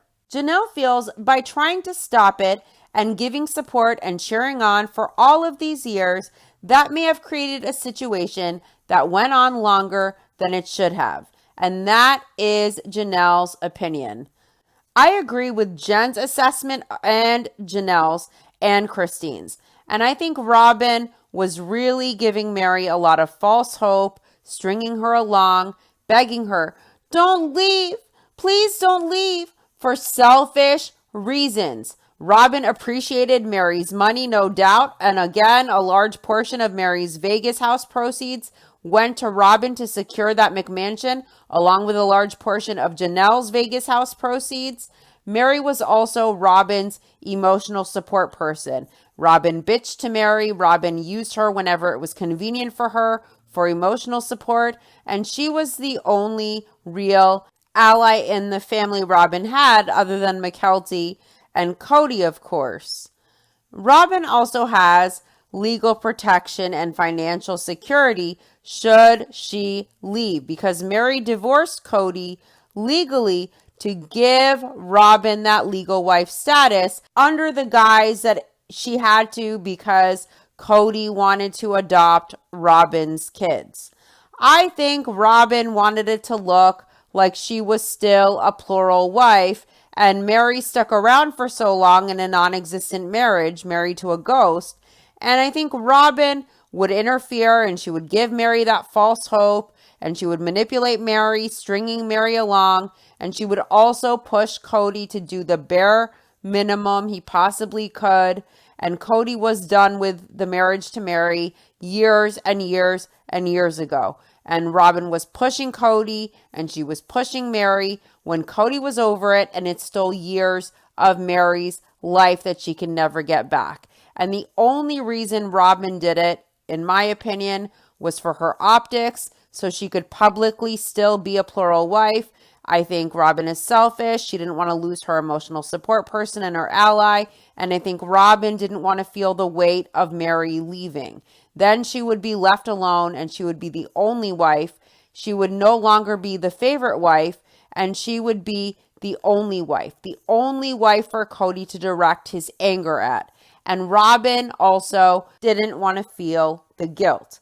If Mary stayed, even on the periphery, then I believe Robin wouldn't feel the weight of things. But if Mary leaves after giving so much and sacrificing so much, Robin knows she will feel the guilt. She will feel the weight of it. It will look bad for her. It will look bad for her optics. It will look bad for Cody. It will look bad for Cody's optics. And it will feel bad for her on the inside. This is all about Robin. It's all about Robin's emotions. And it's about what Robin selfishly wants. And Robin wants Mary to do what would be easiest for her to deal with emotionally and mentally, but not what is actually best for Mary herself to be happy and in a good space and having a good well-being. Robin also would be okay with her husband being unhappy just to assuage her guilt. And that wouldn't be fair to Mary and it wouldn't be fair to Cody. Mary waited for this for years. And the least Robin could do was to just let Mary have this moment and to just be unselfish. But Robin, of course, had to be involved. Robin had to be Robin. And even on a good day, Robin can't escape herself, just like her best customer. They're cut from the same cloth. They're both their own worst enemies. Now, Robin comes back to the table in tears and she apologizes for leaving. And Robin tells Mary and Cody that this is really painful. It's really, really painful for her. Who the fuck asked her about her feelings? Neither Cody or Mary asked Robin how she felt when she came back. They didn't ask her why she left. She came back of her own volition. She apologized for leaving as if anyone cared, as if she is integral to the conversation when she's not. When her interference, in my opinion, just made it worse. Robin should be asking Mary how she is feeling and how she is doing. Robin should be the one concerned about Mary's emotions and about Mary's pain. Instead, unsolicited, Robin wants to volunteer her emotional state and her emotions and how she feels about this, talking about how painful it is for her that she had to walk away. How selfish. Robin. No one gives a fuck how painful Mary's breakup is for you. Announcing your emotions unsolicited when it's not even remotely about you, it's as intrusive and annoying and off-putting as getting a random dick pic from a random creepo. No one wants to see your disgusting junk. It's visual abuse. No one wants to hear your emotions when it isn't about you and it has nothing to do with you. That is like an emotional assault. It's emotional terrorism. No one asked what Robin's emotions were, but she is announcing them. It's not about her. It's not about her. But Robin is determined that everything has to be about her, that she has to control everything, including Mary's moment, her breakup discussion she has waited over a decade for. Thank you, Robin, for ruining Mary's moment with your unsolicited emotional assault. Again, Robin says it's really painful. And Christine points out, wow, it's painful on Robin? What about it being painful on Mary? What about it being painful on Mary? It's her breakup with Cody. Robin is the definition of selfish. This is insane. Mary tells Robin as if she didn't know that they just had their breakup conversation. And Cody is glad that they can be friends in the departure at least. Robin asks Mary if she is even accepting that. And Mary laughs cynically and she asks Robin, what else am I supposed to do with it? What else am I supposed to do with it, Robin? Robin reminds Mary that she has been doing a certain thing for a long time. Yeah, as if Mary is supposed to accept an unfulfilling, non-existent marriage to a ghost in silence for the rest of her life. And as if she's supposed to waste more years of her life than she already has just because she tolerated it for so long. She should just tolerate it for longer. Robin has zero respect for Mary. If she did at this point, she would have kept her mouth shut completely. And instead, she is reminding Mary, hey, you can continue with this charade. You can accept less than you deserve if you choose to. This is utter bullshit. If Robin really cares about Mary, she would make it easier on Mary to leave rather than pushing for what she selfishly wants Mary to do. Mary is a human being and she deserves much more than Cody can give her. And if Robin loved Mary, she would want better for Mary, period. And she wouldn't want her to waste a single second longer. Jen feels that's so wrong. Fuck yeah, it's wrong. It's beyond wrong. The fact that nothing in Robin's conscience told her to shut the fuck up or put Mary's well-being first, that just shows the level of human being we are dealing with. Robin is selfish. She has a low consciousness. She's not very emotionally aware. She's not really very self-aware. It's fucked up to not only come back to the table and announce how painful and hard it is for you, but to also remind Mary, oh, you can continue to do what you've been doing, rather than her just understanding and worrying about Mary's pain. There was no concern for Mary's pain or Mary's feelings. There was no concern for Mary's well-being. A real friend would be focused on Mary, not themselves. But Robin can't be a friend. The only person's back Robin has deep down is her own. And I think she's disgusting. I really do. Mary explains to Robin that she isn't going to force somebody to be with her who doesn't want to be with her. And Mary says she isn't going to make somebody act how they don't want to act. It's not fair. Robin says she gets it. I don't think she does. Cody interjects that the act is easy. The act is easy. Christine gasps at this, hand to mouth like WTF. Mary is laughing at this, and Jen is flabbergasted. Mary tells Cody in the clip that the act is obvious, and Cody asks Mary, is it really that obvious? And Mary says yes. Robin plays dumb as usual. Whenever it's convenient, she doesn't know her head from her ass. She asks, the act is easy? What's the act? What's the act? She asks. She asks Cody, oh, what are you saying? What do you mean? Cody explains that it's just performing his duty. Janelle says she was there and Cody was involved in the relationships, and he wasn't just doing his duty. He wasn't just changing diapers and doing all of those things because it was his duty. Janelle says Cody was engaged with the family pre-Robin. But now, because he's found a different kind of love with Robin, he's like, well, that was just all pretend. Before I was just faking it. I was just doing my duty. And Janelle says Cody is just full of shit. Jen tells Mary that she has love letters and all of these things. And Jen says Cody used to be a different person, and Mary agrees.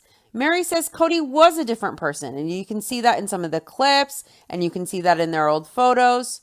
Cody says it wasn't an act, it was a performance. He was doing what he was supposed to. And Mary explains that nobody wants to be that. Christine comments that sometimes Cody has no clue whatsoever of the hole that he constantly digs for himself. Yeah, he has no self-awareness. No, he has no self-awareness, and anything he perceives is filtered through his paranoia and his delusions and his warped state of mind. So everything he perceives is warped. So he has absolutely no clue. I don't think Kody loved these women. I don't think he did. I think he thought he loved Meri initially at one point.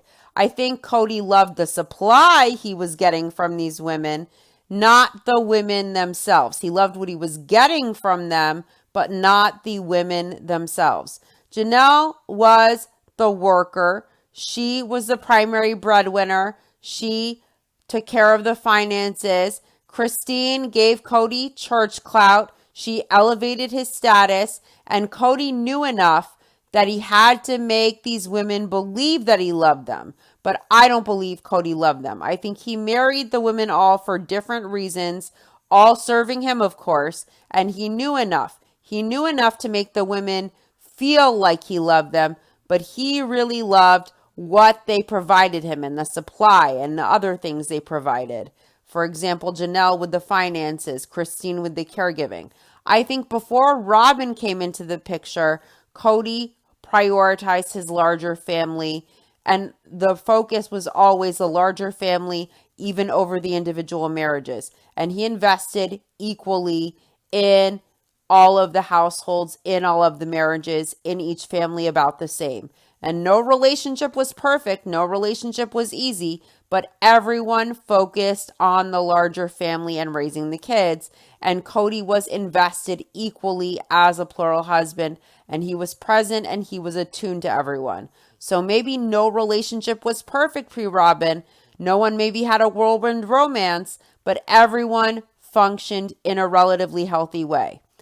It wasn't a perfect honeymoon, but everyone worked hard and put the family first, and they prioritized raising the kids, and that was the glue. Now, once Robyn came in, I think they saw, the OG3, that Kody was actually capable of much more than he was giving them, of more communication, of more investment, of more affection, of more attunement, of more effort. But he only gave that extra level to Robyn, and Robyn prioritized Kody, not the larger family.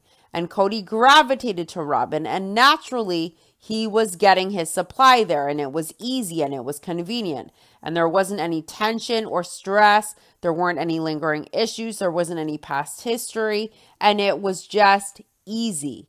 And Kody got his supply easily. Kody got to be the hero at Robyn's.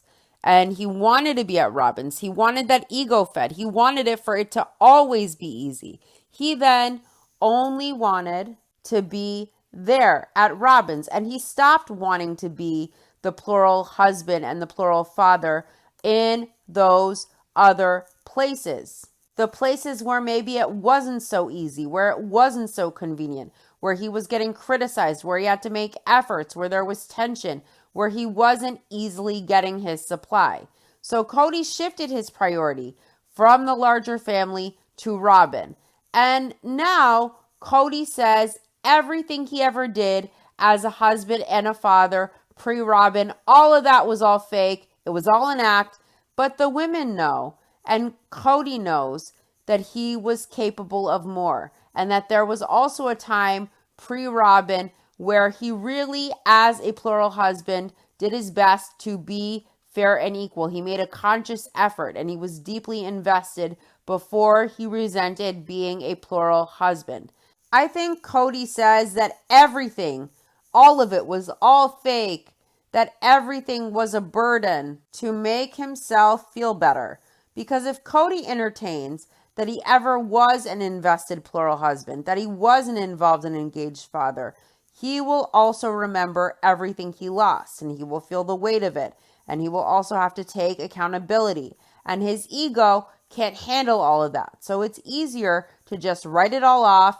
The women left him. They're all bad. They're all evil. It was always all fake. It was always all a show, because Kody doesn't know how to cope with it. I just hope Kody knows that his kids will watch this and they will hear him saying everything good they ever experienced was fake. It was all an act. It was all a performance. It was all a burden. How does Kody think that will make them feel? You know, Kody has dug a hole to China, and he is still digging. What a fucking fool. Christine says Kody needs to stop talking. Yes, I would love to not see Cody or Robin ever again on my TV screen. Shh, stop. Stop talking. His ego won't allow for him to ever stop talking. Now, Janelle wonders if Cody realizes that there were some of them who were doing the same thing. Janelle says Cody isn't the only one who had to sort of honor his commitments and just be there because it was what you needed to do and it was what you committed to. Exactly. All of these women had to prioritize the larger family ahead of themselves to keep it functional and to raise the kids. And they committed to plural marriage and they signed up for this and they sacrificed for it big time and they fulfilled their obligations even when they didn't feel like it, even when it ripped them to pieces on the inside and they suffered emotionally. They did it married to an imbecile who didn't hear their voice, who didn't validate them, who had no empathy and who conditioned them to be convenient to him and to keep sweet and to do things just so, to be just what he wanted so that they would earn his love, so that they would earn his favor. These women constantly had to shove down their emotions, their feelings, their suffering, their wants, and their needs, and they had to put pieces of themselves in a box to become what Cody wanted so that he would give them some security in their marriages, in this plural situation, so that they would feel that they got some validation and that they were loved. Cody is a toxic, manipulative asshat, and he used this polygamy situation to his advantage to keep things to his convenience as he liked, as he wanted, knowing the women were always dealing with the emotions of sharing him as a husband and raising the kids, and they were also having to juggle earning their husband's favor, their husband who would make them feel insecure with him if they weren't convenient enough for him, if they weren't pleasing enough for him. They had to be pleasing. They had to earn his favor. They had to keep themselves small and convenient. Cody constantly dangled the carrot and he told the women, you aren't enough. Do this, do that, do this, do that.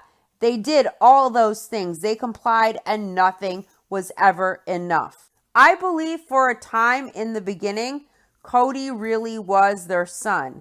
And to Cody, these women were nothing but a speck of dust to flick away. This was not an easy situation, and being married to a man like Cody made it even more difficult for these women. It made it even more painful than it needed to be.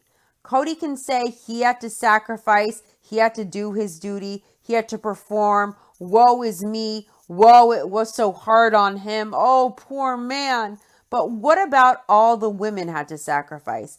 Not only for the family, but being married to a man who would only pretend to love you if you could pretend to be what he wanted. Cody's duty, Cody's so-called performance as a plural husband was nothing in comparison to all the performances the wives had to do to live in this situation, to sacrifice for this family, and to coddle Cody's ego. Not to mention the emotional acrobatics and the roller coaster rides these women had to endure emotionally all the time living in this plural situation.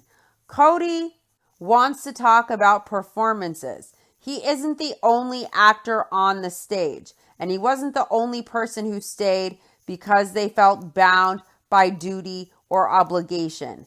Cody wants to talk about duty, but look at all the sacrifices Janelle made for the family as primary breadwinner, working hard, slaving away, sacrificing her paycheck for the larger family. Look at all the sacrifices Christine made to be the nurturer and the caregiver to all the kids in the family, while also having to shove down her personal happiness and fulfillment and her wants and needs, putting those aside to prioritize Cody's children and raise them. I don't hear Cody ever mentioning that. I don't ever hear him mentioning Janelle's sacrifice or Christine's sacrifice. Janelle says Cody acts like he is some put upon person who made some sort of sacrifice. And Janelle says, she's sorry, buddy, but that's what happens in a marriage. Janelle explains that when your relationships are bad, that's just how everybody feels. In the clip, a teary Robin says one of the reasons why she fell in love with Cody is because he loved Mary and he loved his wives. Jen says, as a monogamist, it's weird that someone would fall in love with somebody because they love their wives, plural. Jen thinks it's weird. Robin knows that Cody is bitter now.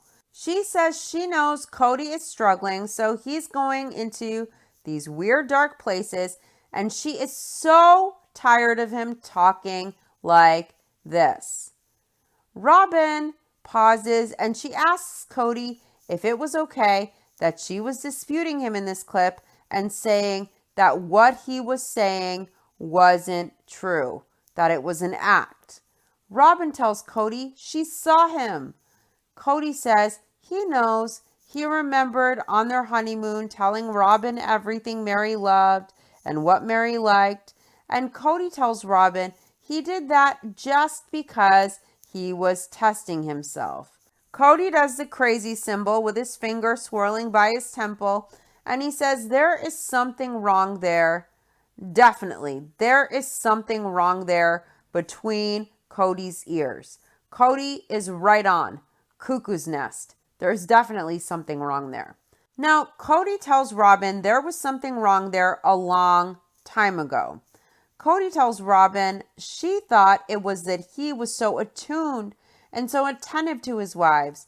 But Cody says the fact of the matter is that he was reacting to a bad emotional state. At this, Robin rolls her eyes and she looks down.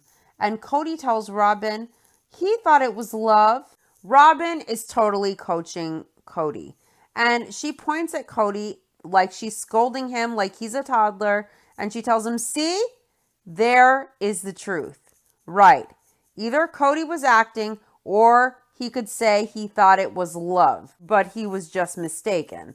And Robin points out to Cody that he thought he loved them, whether he did or not, whether he does now or not. That's the truth, that he thought he loved them. And Cody tells Robin, so then he is just as guilty. And Robin asks, of, meaning guilty of what? And Cody says, of thinking that he was in love and trying to work out all that mess. And Robin tells Cody when he says it was all a performance, it was just an act. And Cody tells Robin he was trying to do what the right thing was. And Robin tells Cody, but he thought it was love. Cody says he thought it was the right thing. And Robin tells Cody, right, but you felt love and you thought it was love. She definitely wants it known that Cody says he thought it was love, because otherwise he looks way worse. So now they want to rewrite history and flip the script again. It was love, it wasn't love. It was love, it wasn't love. It was all an act, it wasn't an act. And now Robin is coaching Cody, both walking books of contradictions, to say whatever suits their narrative in the moment. So now Robin wants to impress upon us that Cody thought it was love. She is giving him major looks, coaching him through this whole thing. And Cody says, yeah, looking at Robin, but he's not sure what answer Robin expects, and you can tell. And Robin says, okay. I think Robin knows if Cody says he never loved these women, then he intentionally deceived them, and that looks bad. And if Cody says he thought he loved them, he felt love, then it wasn't an act of deception. It wasn't his fault. I don't give a fuck what Robin coaches Cody to say or what comes out of Cody's mouth. I don't believe he ever genuinely loved these women. I believed he knew enough into deceiving them, into making them think that he loved them. I think he loved what they provided him, the supply and the adoration and the love, and he knew that he could benefit from different attributes of each of these women, and that's why he married them. But I don't believe he loved them, and now Robin is coaching him to backpedal. I think Robin thinks it makes Cody look less like the snake oil salesman he is if she gets him to backpedal on this whole act performance thing.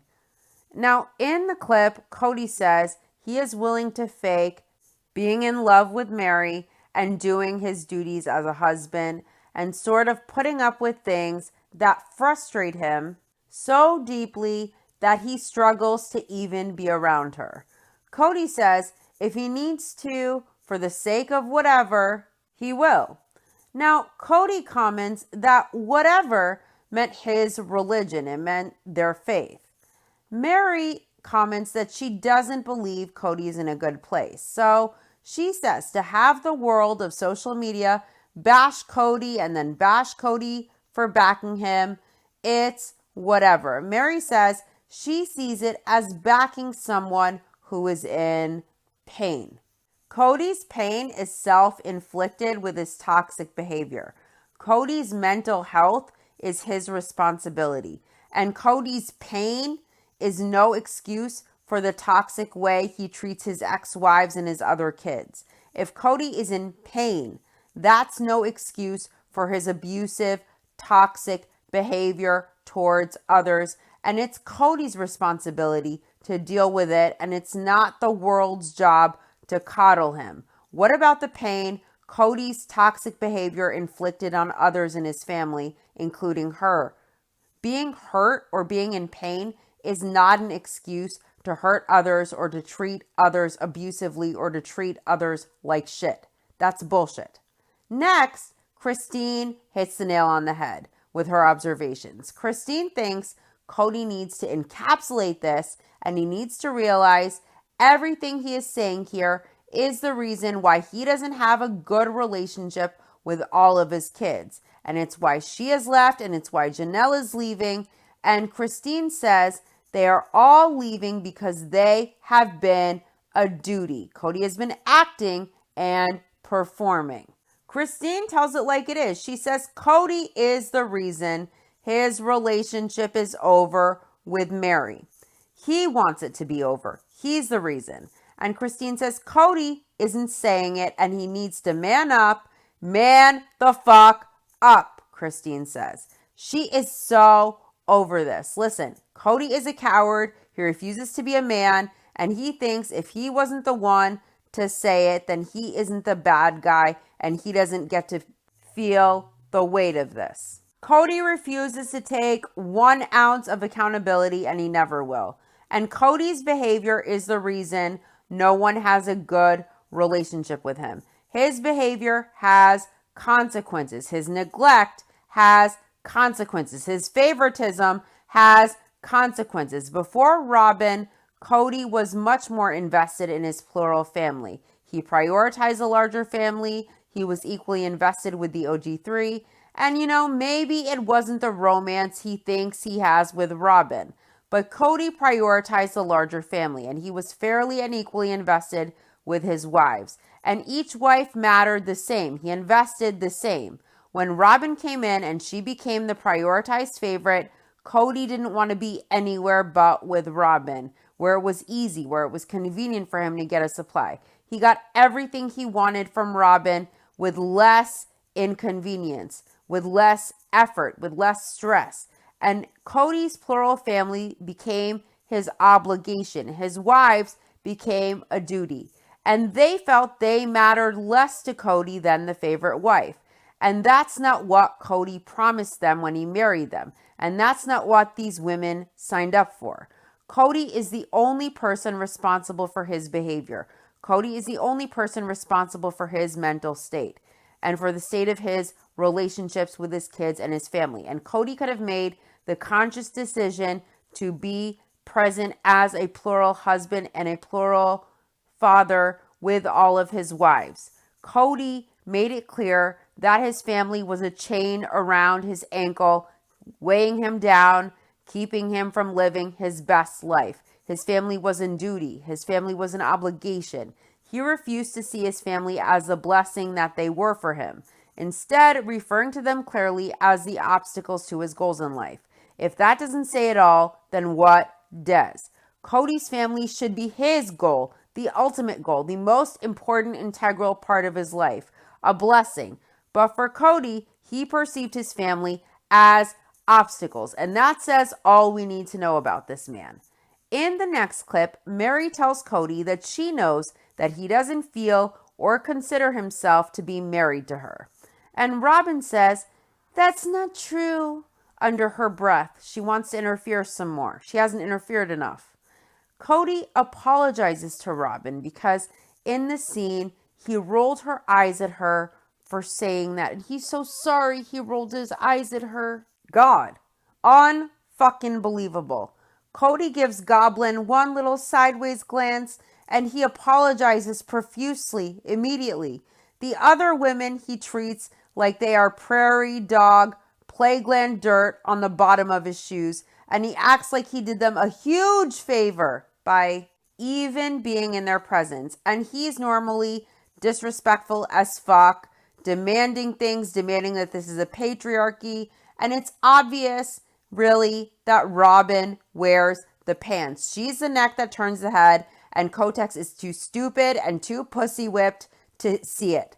Cody had good women who loved him, who tried to bend over backwards to make things work with him, who actually loved and respected him enough to allow him to be his own man, who loved Cody enough to be honest with him, who were loyal to him, who sacrificed for the larger family. But Cody lost those loyal women, holding up the rotten apple of the bunch as if she is a prize to behold. The woman who is only loyal ultimately to herself, who is managing the fuck out of Cody, who ultimately has legal wife status and who will not hesitate to leave with all of his coins when the shit hits the fan, and Cody treats her in the exact same way he treated the other three. And those coins Robin is getting as legal wife, those should be the coins that are going to Cody's ex-wives and other kids. Robin isn't loyal to Cody. She isn't loyal to the larger family, and she sacrificed nothing for the family. She was a liability. She was a drain on the family, and Cody has no clue that the one he holds up like a prize is going to be the one who stabs him in the kidneys. Then and only then will Cody maybe see exactly what he threw away in the trash, and he will know he is the biggest fool on the planet the way everyone else in the world does. In the clip, in front of Mary, Cody is explaining to Robin that she required this agreement of him in order to get married. And Cody explains this agreement he gave her, their sacred covenant, was that if he was ever not in love with her, he wouldn't just sit there and be in a pathetic place with her. Christina's watching this like, what the fuck? As Robin brings on the crocodile tears some more. And Janelle thinks it's a weird thing to promise when you go into a relationship. And Janelle says it's really weird, and she doesn't think Cody is telling the whole thing here. But she says maybe their relationship is just that superficial. Janelle says you fall in and out of love many times in a relationship. Jen points out that more must have happened, and she wonders if Cody was complaining to Robin already pre-marriage about his relationships with Mary, Janelle, or Christine, and she wonders if maybe Robin suggested, well, if this happens with us, you will leave me, or I will leave you. Mary is flabbergasted because she never even considered that. In my opinion, Jen is right, and that probably definitely happened. Robin became involved in all of Cody's marriage relationships from day one. Cody would go to her with all of his issues he was having with a wife in their private marriage, and she would advise him on what to do on the female perspective. She would counsel him. I always felt that Robin was very involved, and we even saw the wives confirm that Robin tried to convince everyone that she speaks Cody better than anyone else in the family, and so she always played the family counselor. She always wanted to be there. She always wanted to be involved. She always wanted to mediate things. She always wanted to interfere between Cody and a wife in the private marriages. And since the first time I saw the honeymoon special, when Cody said, we, meaning he and Robin, decided to give them, the OG3, some of what they want, it was obvious Robin was working with Cody to advise him and string the wives along. Now, Robin mentioned having the female perspective, And she even made Kody call his wives during that honeymoon when he personally wanted to avoid it because he knew his wives were emotional, they were pissy, they were upset. He wanted to avoid that inconvenience completely.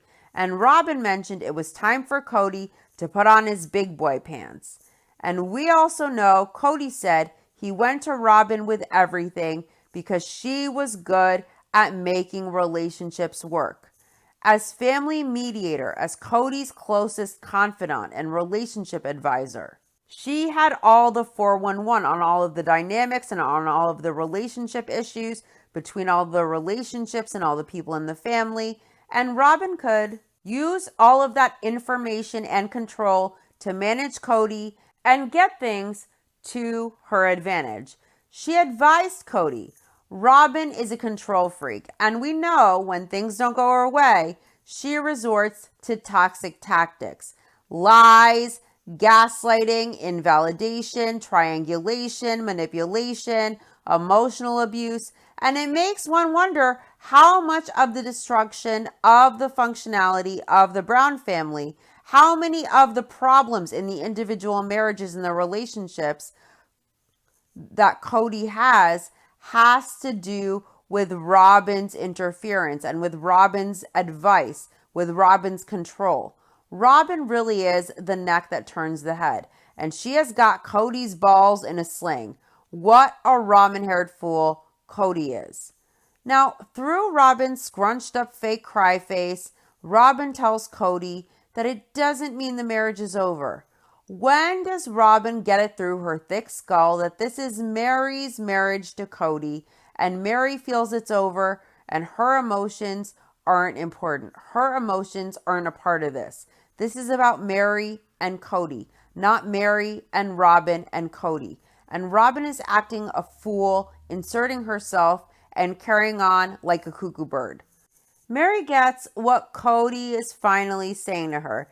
And Mary says if Kody wants to be done with her, he has to tell her he is done with her. And it bothers her that he is telling Robin that he made this agreement with her, and now he is putting that agreement he made with Robin on her too. Mary comforts a sobbing Robin, holding her hand. Shouldn't it be the other way around? And Robin tells Mary this isn't what she wants, as if it's all about her and what she wants. Kody says it's not what he wanted either. Yes, it fucking is. Shut the fuck up, Kotex. Christine expresses that Kody wants this, and she mimics puking everywhere. Kody and Robin sit on their couch looking lifeless, miserable, and apathetic, and they play a clip of Kody saying this is the end of their plural marriage. Mary finds it funny. She laughs at the fact that Kody gave her a very long goodbye hug. And Jen points out that this is the most action Mary has gotten from Kody in years. Kody says, this is goodbye, and now they have agreed, and now he hopes Mary will find peace because he will. Christine and Jen are both shocked that Kody said that he would have no problem basically finding peace, that he has peace basically. Listen, Kody wanted to be done with Mary years ago. He wanted this. He's rejoicing internally. As much as it sucks for Mary and as insensitive as it is to her, Kody is being rude. But really, he is also being honest. Kody wanted this, and it is a peace to him, and now he has peace, and the whole thing's done, and he's probably rejoicing about it internally, and it is rude, and it is insensitive, but it is also honest. Kody will be at peace. He's not going to lose a wink of sleep that he lost Mary. It's very rude, but it really is no shocker. He already has peace, so he hopes Mary finds it. To that, Janelle comments, what an ass. Listen, Kody is at peace with Mary leaving, no doubt. But my guess is, honestly, Mary has more peace, happiness, joy, and peace of mind than Kody or Robin have even combined. Kody and Robin look absolutely miserable in their monogamous hell. They have got to be free from their obstacles to their goals in life, but at what price? At what cost? at the weight of how much pain and suffering on their family. So now, even though Cody and Robin have freedom, they will never be happy with it because the way they have achieved it was negative. It was toxic. It was bad energy. It was bad karma. And the weight of that will hang over them like a cloud and they won't be able to enjoy it. And you can't ever escape karma. Robin says she always wanted to live plural marriage. And she says she'll just continue to spend time on her knees looking for peace and answers. In her ugly cry voice, sitting on Coyote Pass, Robin says she's looking at that mountain and she's thinking about when they came here. And they flash back to Cody jumping in the drainage ditch in all his glory. Jen cringes and Mary laughs, saying she thinks the world could have seen less of Cody. And she says that flexing, jumping in the drainage ditch, that's so Cody. It was so gross seeing Cody like that in that state, and he was flexing and really trying to show off. Like he really thought he was doing something and really showing off in that prairie swamp. He looked like the fucking creature from the Black Lagoon. Cody's narcissist. Cody loves admiring himself. Do you guys remember how the wives mentioned how Cody loves to flex in the mirror and admire his muscles? So he's really into himself. And he also mentioned his 6-pack abs and his great pecs. And he thinks he's just a sex object for Janelle. He's so fucking delusional if he thinks he looks good and that women want him. He is gross as fuck, and his personality is even grosser. Now, Robin has her hands to her forehead. She's looking down, watching the scene where she scrunches up her face like she is just battling the world's largest shit with not one tear falling, but her face scrunched up like she is really pushing hard. She says, and we all of us chose, we were so in love with this property and being together out here. And Robin blubbers on, I wanted to sit on the porch with my sister wives here on this property with their kids and with their grandkids.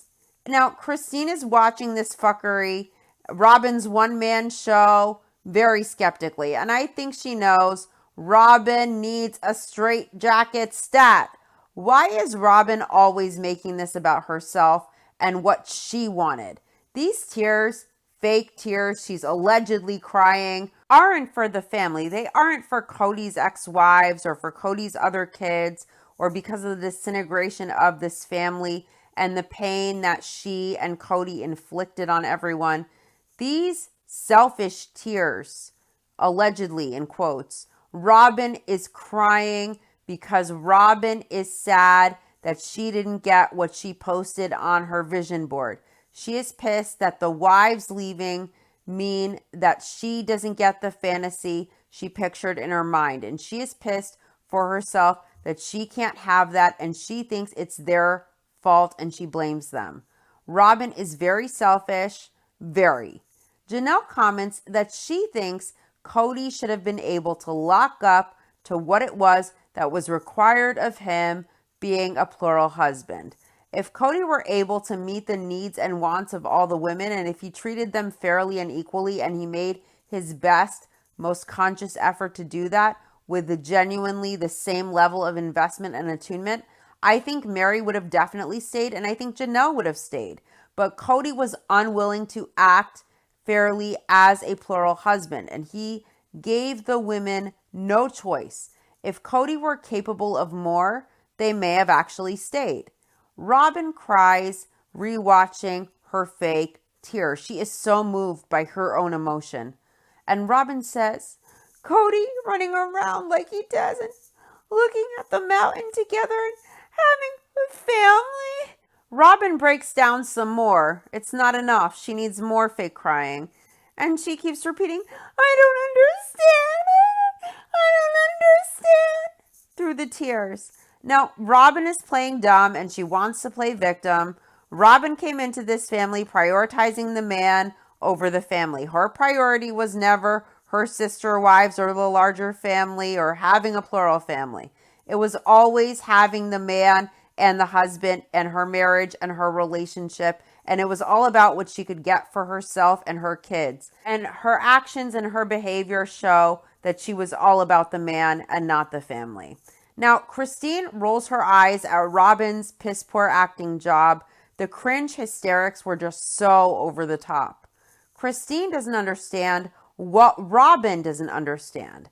She says when you monopolize a man in plural marriage and you make him believe that he's the most awesome, incredible, wonderful man, so he never wants to leave your house, and when you've got a guy who has a favorite who never leaves your house, that's not a plural family. It's a breakup waiting to happen. Exactly. Robin wanted financial security and financial stability. She wanted a father figure for her kids, and she knew Cody was struggling with the other women. She knew that he was easy to manipulate and that all she had to do was to treat him like the perfect hero and play the damsel in distress, and she had to provide his supply and she would get everything else she needed in return. Robin prioritized Cody. Cody prioritized Robin. He got his supply. It was convenient. They both got what they wanted. It's a very transactional experience.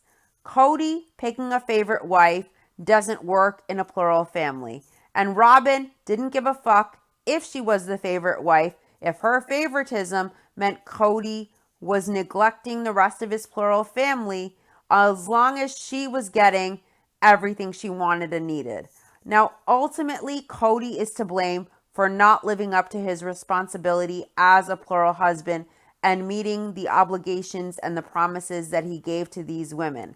And Cody consciously could easily have made the choice to be conscious and to do things as fairly and equally as possible as a plural husband.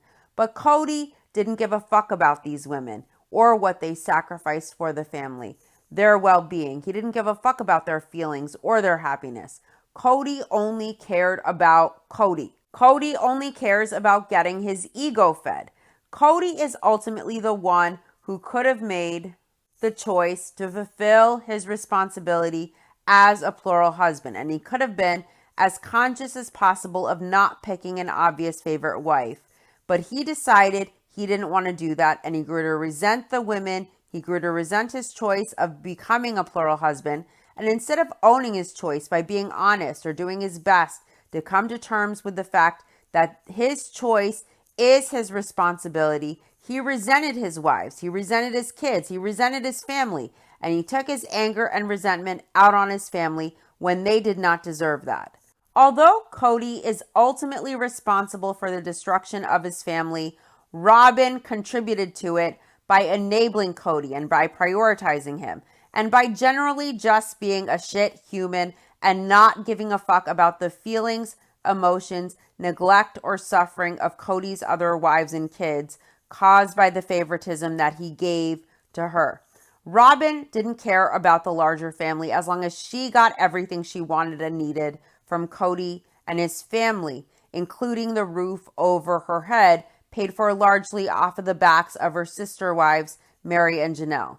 Janelle feels the responsibility of this is really on Cody's shoulders, not on Robin's. And Janelle feels Cody could have done it if he had chosen to honor his commitments and covenants, and if he had grown, and if he had been able to be a husband to all of them equally and fairly, and if he had been able to not show any favoritism and to not have a favorite wife and to not have somebody who is loyal or more loyal than the rest. So therefore, he's loyal to her and just her. Robin cries, rewatching all of her pain.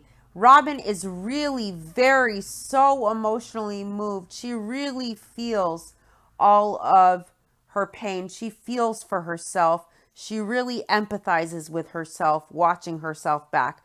But I really don't see her breaking down emotionally, empathizing with the pain of any of her ex-sister wives or any of the other kids in Cody's family. We don't see any emotion for that.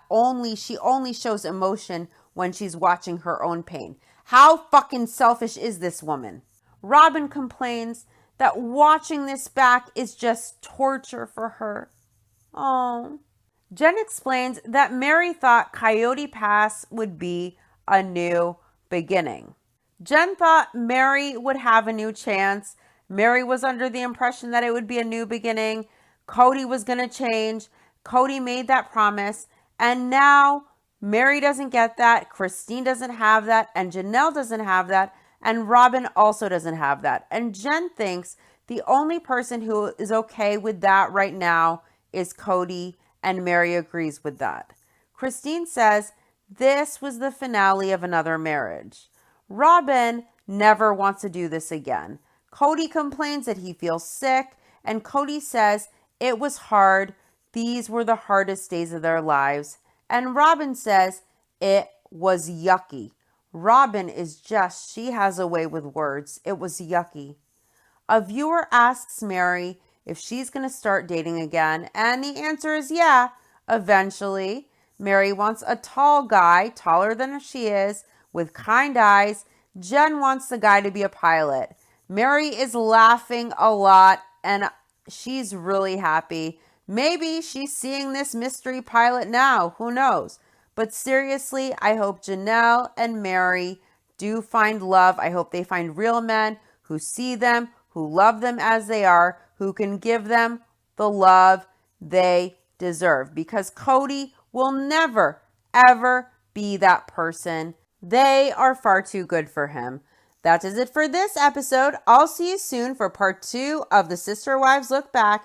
And of course, for Christine and David's wedding special and for the Sister Wives rewatch. Thanks for listening. Bye.